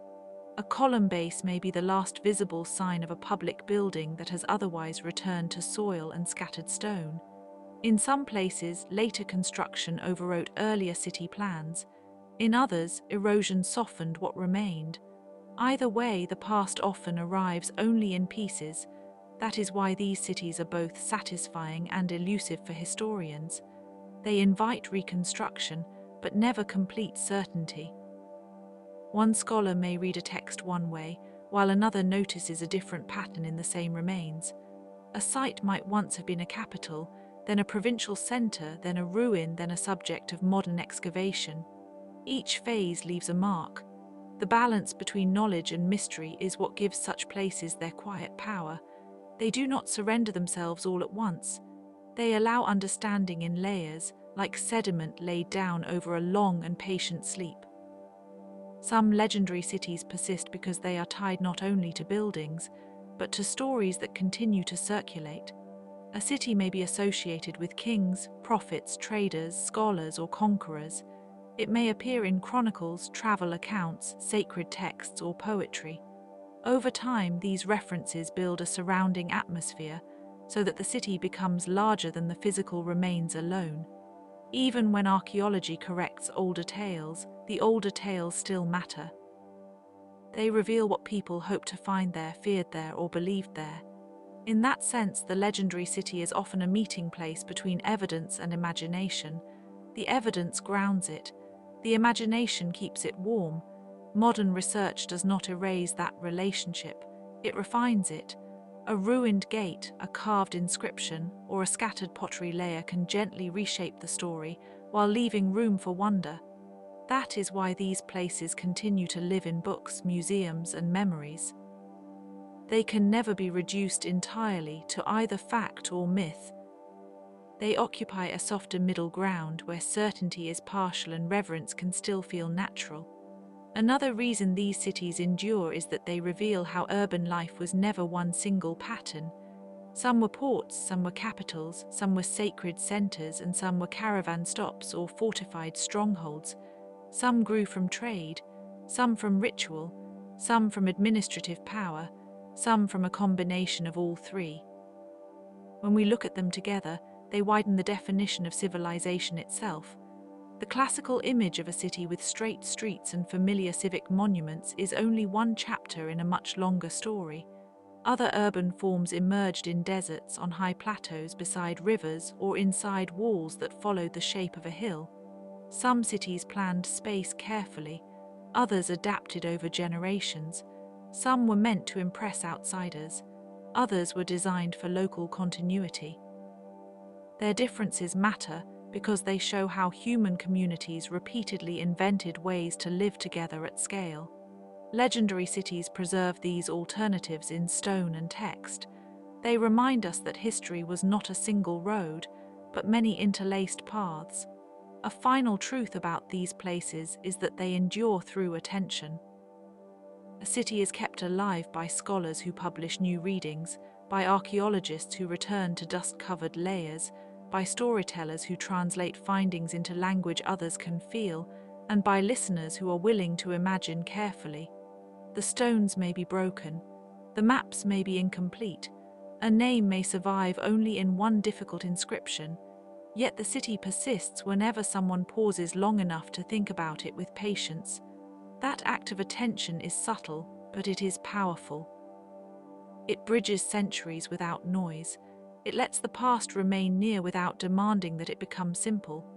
In this way, the legendary city is not only a place that once existed, it is also a place repeatedly remembered, revised, and held in mind. And so these legendary cities remain with us, not as a single empire of the past, but as many separate lights, each glowing softly across time. Some are bright with history, some are dim with myth, some are only a name held in the mind. Together they form a quiet atlas of human imagination, one that stretches across deserts, river valleys, hilltops, and forgotten roads. In that atlas, each city keeps its own shape.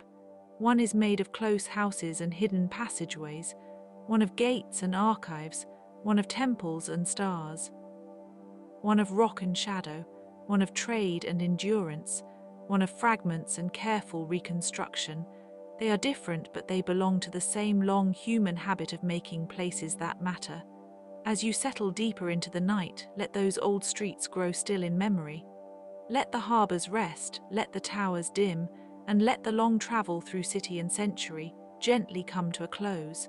Thank you for spending this quiet time among the legendary cities of the world. May the old walls, calm harbours, and moonlit ruins stay soft in your thoughts as you drift toward sleep.